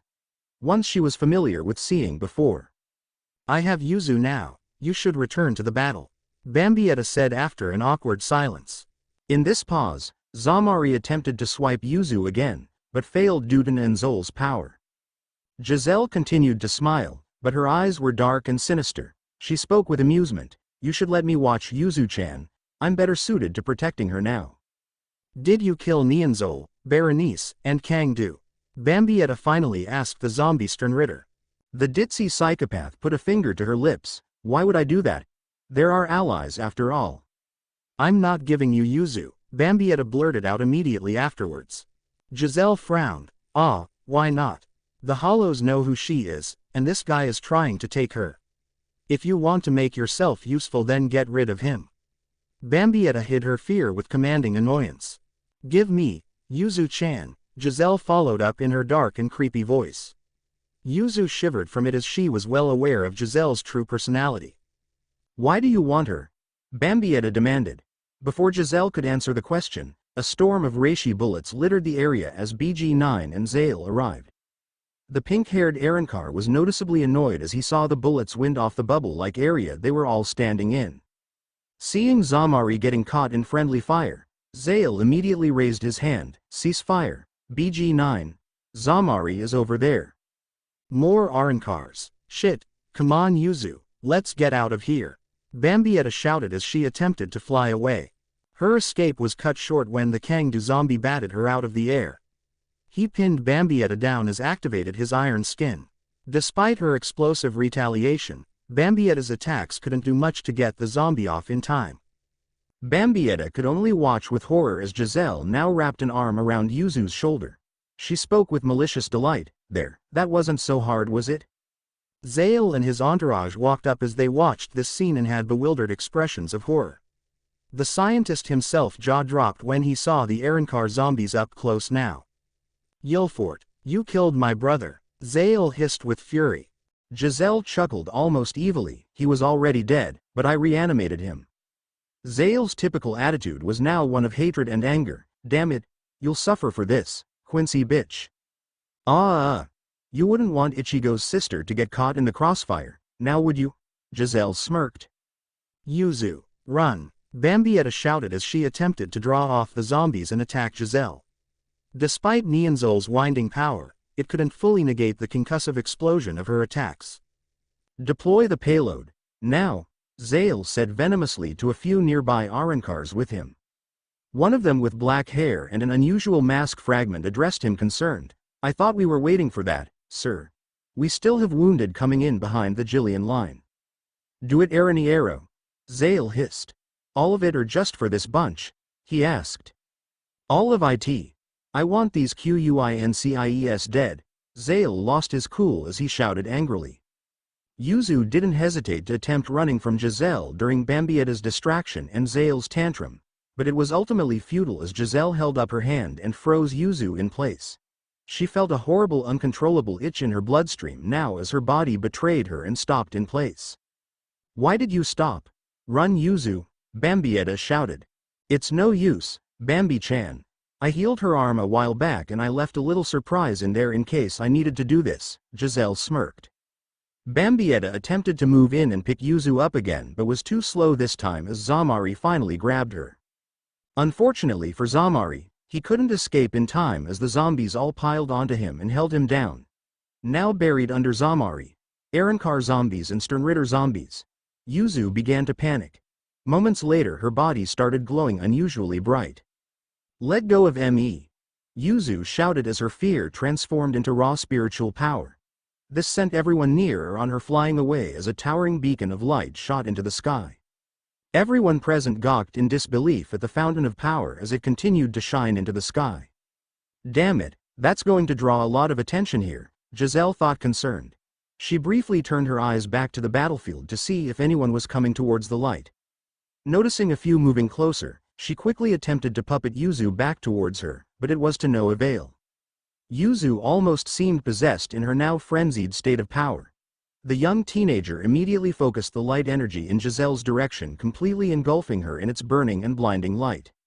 Even Nenzol's winding couldn't bend the light away, much to Bambietta's disbelief, as the light power blasted Giselle and her zombies far away from them. Zale looked shocked by this development as he held his hand up, "Hold the payload for a moment." Seeing everyone in sight as monsters now, Yuzu reflexively began to start blasting everyone away with her light powers. The more she used them against the Arankars and Bambietta, the more powerful it seemed to become. "Yuzu, can you even see anything right now? You're attacking everyone," Bambietta shouted over the howl of spiritual power. "Ichi ni! Help me!" Yuzu cried out in fear before her powers erupted in all directions across the battlefield like a tidal wave of light. After it subsided, the girl collapsed to the ground crying. Bambietta was quick to recover and come back over towards her. She wasted no time scooping the girl up and flying high into the sky. The dark-haired stern Ritter spoke with a bit of relief in her voice. "That was amazing, Yuzu-chan. I can't believe you just did that." Yuzu was still a bit delirious, but she looked up at Bambietta frightened. What was Giselle trying to do? "I don't know, but we should regroup with the elite stern Ritters," Bambietta said seriously. The dark-haired woman swiftly made her way back towards the heart of the battle. As she got closer towards the elite stern Ritters, a black and white blur blindsided her and sent her spiraling to the ground. It was none other than Zamari once again. The Espada tried to grab Yuzu midair as she and Bambietta fell to the ground, but his effort was punished with a massive shield bash from Gerard Valkyrie.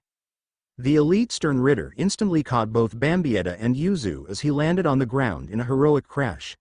After recovering from the hit, Zamari regrouped with Jin, Nell, and Grimmjow, who were all looking a bit roughed up. Zamari found it a bit worrisome that they seemed to be making no progress with the elite stern Ritter despite Nalil's segunda etapa.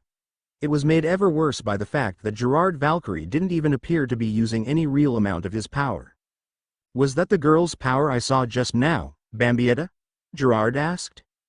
The woman swiftly nodded. "Yes, Gerard, the Hollows were trying to capture her, and so was Giselle for some reason." "Really now?" he asked, surprised. "She had Nianzal, Berenice, and Kangdu all as zombies. I believed she killed them herself. Giselle was trying to take Yuzu from me before that light attack. She just unleashed," Bambietta explained. "Do they have a traitor in their ranks?" Jin thought, surprised as he watched the conversation unfold. "You did well by retrieving the girl, Bambietta. Remain here with me. I will ensure none of the Hollows take her." Gerard nodded. She nodded without hesitation. "As you command." The burly blonde man's sword glowed with pure reishi as he redrew it and faced the Shinigami captain and 3 Espada now. He looked them over seriously. "Stand down or you will all be dead before your king arrives." "Not a chance in hell. I'm going to strangle you with that stupid-ass cape," Grimmjow growled. A moment later, a sniper shot blasted towards the Espada. All 3 jumped away, barely dodging the shot. Gerard looked at its point of origin now and noticed Lil Barrow in the distance firing off shots in many directions at high-priority targets. "I thought Captain Eizen had them in an illusion. Don't tell me they broke out. Was it that light just now? That should be impossible," Jin thought, shocked as he glanced in the direction of Eizen and the elite stern Ritters. Eizen versus elite stern Ritters, and you watch mere moments after Yuzu's light eruption blinded the battlefield. Eizen was surprised to see that Hashwolf was no longer trying to attack his illusions. The blonde man looked around, shocked. What just happened?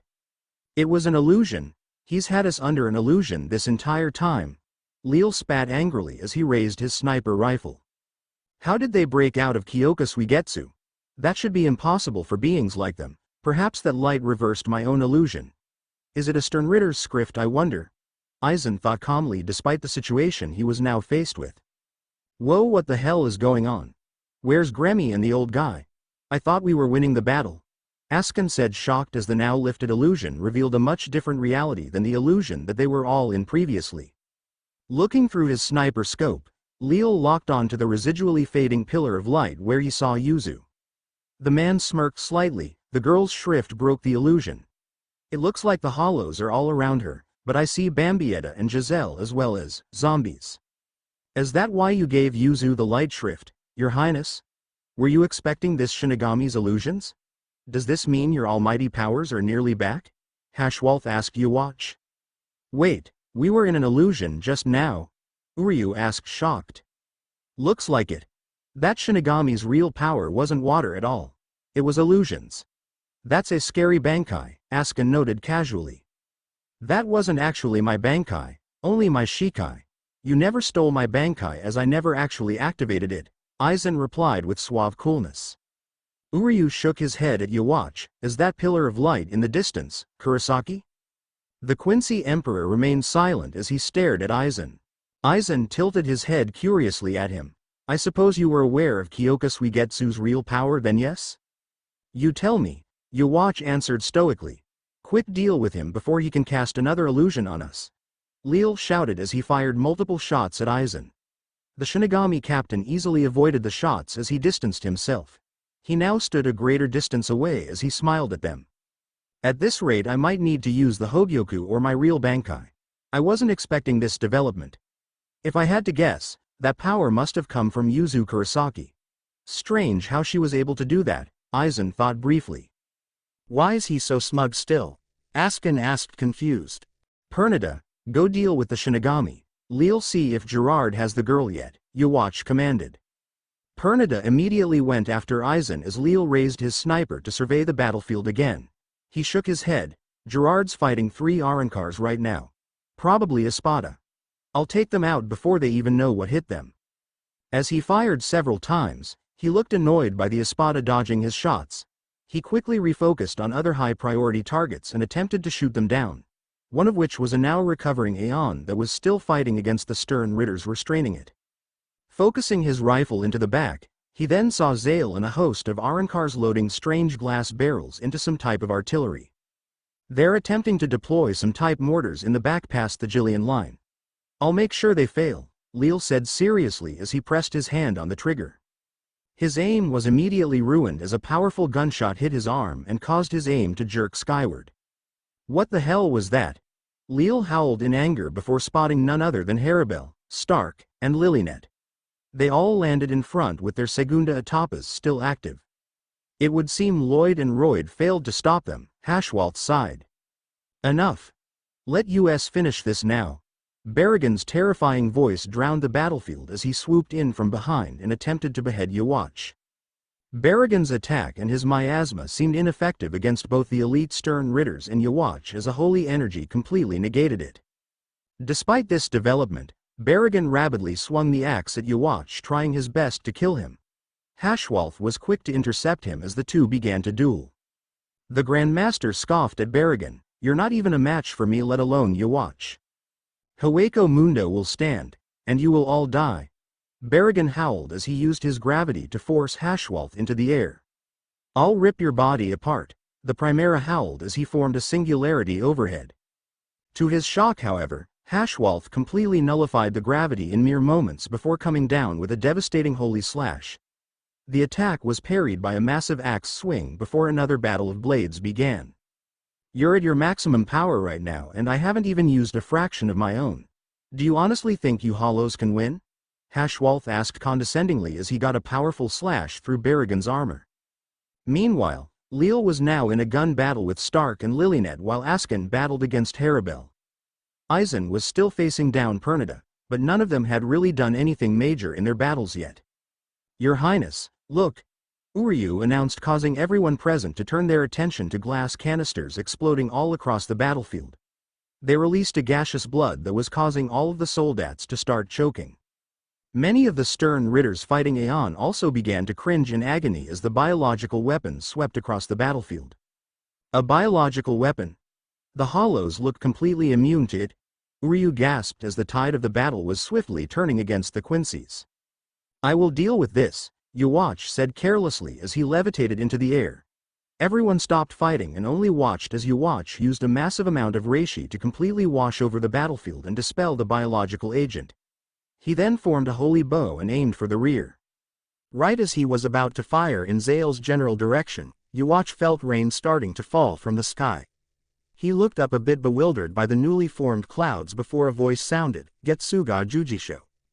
Yuwatch couldn't turn around in time to stop a colossal black and red X-shaped beam as it blasted him clear through the skies of Hueco Mundo.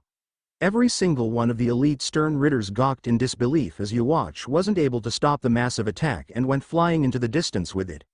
Rain began to pour harder now as it drenched the battlefield in darkness. Hashwalt's eyes went wide when he saw a black cloud follow. A quick examination revealed it was no cloud at all, but a swarm. Countless thousands of pit-dwellers drowned across the battlefield as they swooped in to assail the Quincy army. Shining in the moonlight above them through the clouds, the Quincy's and Hollows all saw Ichigo in his first release form. Lightning streaked across the sky followed by thunder as his terrifying form was illuminated for the entire battlefield to see. The Horned King shot through the air at godly speed as he locked on to Aeon's location. It would seem the High King has finally arrived. Ha ha ha. Baraggan laughed as he continued his assault against Hashwalt. Newly invigorated by Ichigo's arrival, all nearby Hollows did the same. "Ichigo is here. About damn time," Lilynet announced as she and Stark both fought with increased fury against Leelbaro. The elite stern Ritter seemed shocked. "Where is Yuwatch? That attack couldn't have hurt him." "You underestimate our king," Harabel spoke as she blasted both Leel and Asken back with a tidal wave of water. Pernida didn't have much of a reaction but was staring up at Ichigo. Eizen only smiled at the arrival. "Good timing, Ichigo." Ichigo as the pit-dwellers immediately went to work massacring every non-hollow in sight. Ichigo flew in and landed next to Aeon. He wasn't entirely sure what it was, but he could sense his Frashian's powers coming from it. Did they fuse into this thing? The stern Ritters nearby looked terrified of Ichigo as he effortlessly blasted them away with a monstrous Sero. After freeing Aeon, Ichigo did a quick survey of the battlefield and spotted Yuzu finally. He immediately flew in and landed in front of Nell, Grimmjow, Jin, and Zamari. All of them looked relieved at his arrival. "So the king has finally arrived," Gerard chuckled almost joyously. "Yuzu." Ichigo called out her name ignoring everyone else present. "Ichi-ni." Yuzu replied almost disbelievingly when she saw him in hollow form. "White. What the fuck took you so long?" Grimmjow demanded as Ichigo stared Gerard down. "Ichigo. Thank goodness you're here," Nell exhaled. Zamari held his head in shame. "Forgive me, High King. I tried to retrieve Yuzu, but the Quincy's have been fighting to keep her from us." Before anyone even realized what happened, Gerard went flying from a Getsuga Tenshou. Ichigo immediately moved in towards his sister, but right as he got to her, Yuwatch reappeared in front of him out of shadows and grabbed the girl from behind. Ichigo stopped upon seeing this and glared hatefully at Yuwatch as he now held the girl up. "Quite an impressive attack. You're lucky that my almighty powers haven't fully returned yet or it would have failed. Surrender now." Bambietta looked scared as she backed away and watched with disbelief. "Is Yuwatch going to kill her?" "Ichigo." The voice of none other than Athena sounded. The former Primera landed behind him next to the others along with the entourage they arrived with. "Ulquiorra, who are all of these guys, and what are these damn bats?" Grimmjow demanded. "I'll explain later, they're on our side though," he replied. "Yuzu. Everything's going to be all right," Ichigo spoke to the terrified young teenager as tears streamed down her face. "The girl is a Quincy now and a stern Ritter. She belongs to me. Soon your hollow horde will kneel as well. Surrender and I'll let you stand by my side as we kill the Soul King. Enough have died today, let this battle be ended. Your Espada are no match for my elite stern Ritters and you're no match for me," Yuwatch announced. "Segunda etapa." Ichigo howled as his body began to transform. Power drowned the horizon as the Hollow King transformed into his second form. By this time, Gerard Valkyrie had finally returned. The elite stern Ritter stared at the transformation with astonishment, so he has a second form too. Yuwatch sighed as he handed Yuzu to Gerard. "Take the girl, I will dispose of him. Once he dies the rest will surrender." "Get your goddamn hands off my sister," Ichigo shouted before unleashing a deafening hollow howl throughout the battlefield. It was enough to make Bambietta fall over in fear. Every surviving Stern Ritter minus the elite Stern Ritters now felt fear creeping in. Right as Gerard tried to flee, Ichigo used a Sonido to appear next to him and smash an energy sword at him. Gerard predictably raised his shield, but it wasn't enough to stop the attack as Ichigo cleaved it in half. He then stabbed both blades into Gerard before slashing out Getsugas, forcing the man back. Before Yuwatch could make a move, Baraggan appeared out of nowhere and began to assail the Quincy Emperor with relentless aggression. The elite Stern Ritters were quick to abandon their battles as they all reappeared next to Yuwatch. They were immediately surrounded by Espada on all sides. Yuwatch looked around at them all and shook his head. "You fared better than I ever could have expected, but this is all futile. I am a god, and none of you are a match for me." "That's what you think." Eizen's voice followed up with amusement as he moved in towards Yuwatch. Before he could reach him, a portal opened up nearby. Baraggan wasted no time intercepting the surprise attack from Robert Acutron, giving Eizen an opening. The brown-haired captain swiftly pressed the Hogyoku against Yuwatch's chest. None of the elite Stern Ritters could react in time as the Hogyoku activated. It unleashed a terrible surge of power that caused Yuwatch to scream in anguish. Eizen spoke condescendingly. "You have two choices. Stand there and die to hollowification or use your remaining power to escape." Realizing the situation he was now in, Yuwatch gasped out in anger, "Retreat." "Your Majesty, are you sure?" Hashwalth asked, concerned. "Do as I command," Yuwatch called out. "You're not escaping on my watch." Baraggan howled as he tried to take advantage of the situation. A shining force immediately blasted all of the Espada back as Gerard Valkyr smashed Baraggan away. A portal then opened behind them as all of the elite Stern Ritters retreated into it. Many portals also opened for various Stern Ritters and soldats across the battlefield. "Don't let them escape," Baraggan ordered as various hollows did their best to prevent people from fleeing. Some did and others didn't. Seeing Bambietta trying to escape into a portal, Haribel immediately grabbed her in a chokehold. Ichigo cracked a fist in anger after Yuwatch and his guard was gone. "Damn it! Why did you make them retreat, Sosuke? We should have ended them here and now." "We will, but all of your followers would have died in the crossfire if you actually fought them." "The battle is over, we won," Eizen replied calmly. Ichigo looked annoyed but nodded. "Yeah, where's Yuzu?" "She's right here. I managed to get her after you attacked that Stern Ritter," Zamari answered as he walked up with the petrified girl. Looking over at her now, Ichigo saw Yuzu shaking in fear as he approached. He receded his powers back down to his base form as took her from Zamari. The girl looked at her older brother disbelievingly as he returned to normal. "Ichi-ni, you came for me?" she asked. "That's a big brother's job, isn't it?" he replied with a smile that she remembered all too well. The girl immediately clutched onto him as her tears flowed non-stop. "I was so scared, I thought you were dead, and all this stuff happened. I want to go home." Clutching her tightly to his chest, Ichigo sighed. "It's over now, Yuzu. I'll keep you safe and those people will pay for what they did to you." Finally feeling safe now, Yuzu simply passed out from the overstimulation of the battle.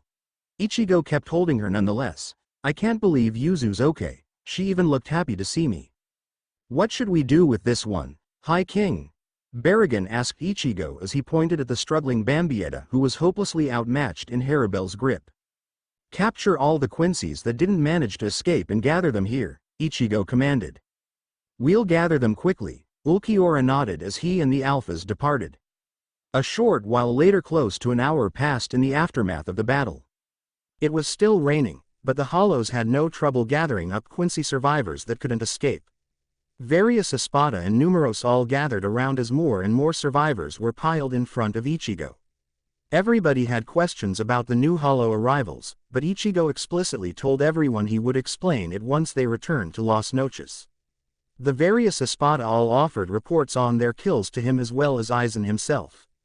Ichigo was a bit surprised to hear that Yuzu's power dispelled Kyokusuigetsu but figured it could be discussed and speculated later.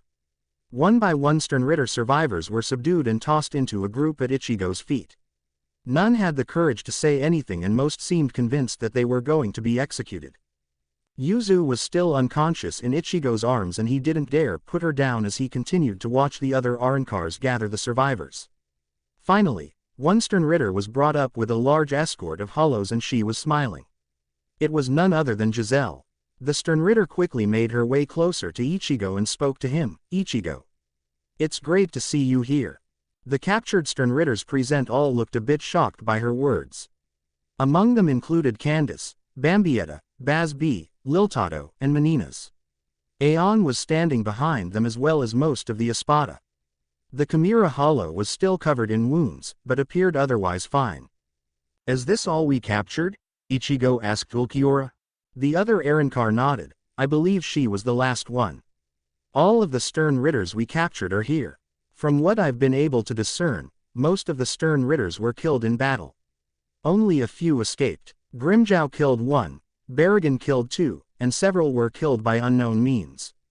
This one right here claims that she killed her own allies and was trying to rescue your sister. Bambietta's eyes went wide. What? Oh well, Bazzy-kun was in on it too. He took really good care of Yuzu-chan in the Silburn. We were going to try and return her to you, but things sort of happened. Giselle explained casually as she rubbed the back of her head. Ichigo looked at the survivors. Who's Bazz-B? Me, the Mohawk Quincy announced as he stood up. You and Giselle were both in on this, Candace demanded. Bazz-B nodded. Damn right I was. I hate you watch. I knew the bastard was afraid of hollows and he proved it here today. I want nothing to do with the Wanden Reich. I want my freedom and I want him dead. High King, we should just execute these Quincies and be done with it. Baraggan spoke up. Looking at Giselle now, Ichigo shook his head. So you want to join me then? Yes, Giselle spoke excitedly. Before Ichigo could say anything, Zale interrupted hatefully. She turned my brother and Grimmjow's entire fraction into zombies.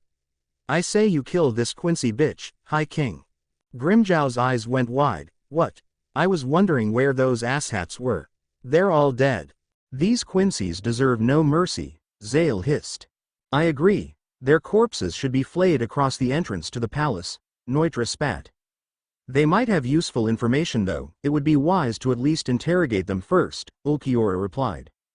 Oh, I'll interrogate them. Zale spoke with malicious enthusiasm. Looking over the others for a moment, Ichigo addressed the surviving Sternritters. Do you any of you want to die? All of them shook their heads fearfully. Ichigo stared at them briefly before shaking his head. Does anyone here have a reason why I shouldn't kill you? I do. I'm not loyal to you watch. I'll join your army, Bazz-B announced. Fat chance, Mohawk boy, you think we'd let your asses just waltz into our world and join us? You ain't hollows and I'm pretty you killed a lot of our kind too. Grimmjow growled. Even if we escape, we're dead anyways, kill me now and get it over with. Bambietta tried to be brave. Nalil took a step forward. If you insist, wait, Ichigo held his hand up. Why? Don't tell me you're going to let them live, Nell spoke unhappily. I'll let Yuzu decide if any of them are worth sparing, Ichigo stated. Many of the nearby hollows were quick to voice their disapproval in a small uproar, but Ichigo immediately silenced them, all of them except her. Everyone stopped talking when they saw Ichigo pointing at Giselle. The zombie Quincy looked confused by Ichigo's remark. He looked angry as he stared the Quincy down. Zamari told me Yuzu was trying to run away from you and that you used necromancy on her. Nobody fucks with my sister. But Giselle didn't know what to say as the various hollows surrounded her. Kill her, Ichigo commanded. With pleasure. Baraggan cackled. Grimmjow and Zale also encircled Giselle now. Wait. I can help you. I can heal your friends. Please don't kill me, Ichigo. I was only trying to get Yuzu-chan to safety. I can fix these Arrancar zombies too, Giselle protested. Ichigo didn't even look at her as he simply began to walk away with an entourage of hollows. The sound of Giselle's screaming could be heard as the hollows rapidly worked to murder her. As he continued walking, Ichigo glanced up at Aeon who was following closely next to him. He looked up at the creature curiously. You girls can unfuse now. Heeding Ichigo's command, Aeon's massive form dissipated away. What shocked Ichigo about it however was it didn't break into its creators. Aeon was now in the form of one girl. Ichigo looked at Aeon's humanoid form with surprise. You're still fused. Master, I apologize. The girls used up all of their power to make me. I'm not sure if I can separate now, Aeon spoke. Looking over the fused hollow's form now, She resembled Apache the most in the face. Her mask fragment bore resemblance to all 5 of the girls that created her, with Apache's horn, new antlers, Sung Sun and Mila Rose's mask shape, and a covered eye fragment similar to Lolly and Mainoli. Aeon had long raven black hair with streaks of blue and blonde in it. Parts of each side was pulled into twin tails that looked like Lolly's hair, but most flowed freely behind her. Her eyes were a unique mixture of pink, blue, and green around the irises. She had Sung Sun's cheek markings on both cheeks and Apache's trademark red eye shadow. Her skin was slightly darker in complexion, likely due to Mila Rose, and she had the lioness physique. Her appearance resembled Apache's the most, and considering she was the strongest of the bunch, Ichigo assumed she was probably the dominant personality. So which one of them is controlling you? Is there a dominant personality? Ichigo wondered. Aeon looked at him confused. I don't know. I have their memories, but I'm a different person, it feels like. This is troublesome, but I guess it's just another thing on the list of dilemmas to deal with. I'll try and see if Zale can find a way to fix you, Ichigo replied as he looked at the fused Aaronkar. If you want to, Aeon replied as she looked away a bit sadly. Something wrong? He asked. And no, they would want to be themselves again, Aeon replied. This is strange. I'm glad the girls are okay, but they're pretty much gone now if they made this girl. She doesn't seem to like the idea of unfusing. I suppose that's the same thing as dying to her. Damn it, I don't know what to do about this. Ichigo thought, concerned. What's your name? You look the most like Apache, but I don't know if it's truly appropriate to call you that, Ichigo asked. Aeon, it's the chimera they were able to make out of their own body parts. They just used up too much power and their entire bodies were combined in the process. I'm sorry, Ichigo. I just wanted to protect the others, Aeon replied sadly. Ichigo sighed as he glanced back to see the recovering Hollow army moving back towards Las Noches. The sight of Huller being carried by Jillians was concerning to him, as well as the news of Wunderweiss. So many sacrifices because I was too slow to get here in time. I hope Wunderweiss and Huller are okay. This war is far from over. Ichigo's mind trailed off as the Hollow horde marched back home. The pit dwellers were also following them, and Ichigo was already contemplating on how he was going to explain this to everyone later. Explaining Soifin, Athena, and the pit dwellers was going to be quite a chore. Plus he had Quincy Pals to deal with now too.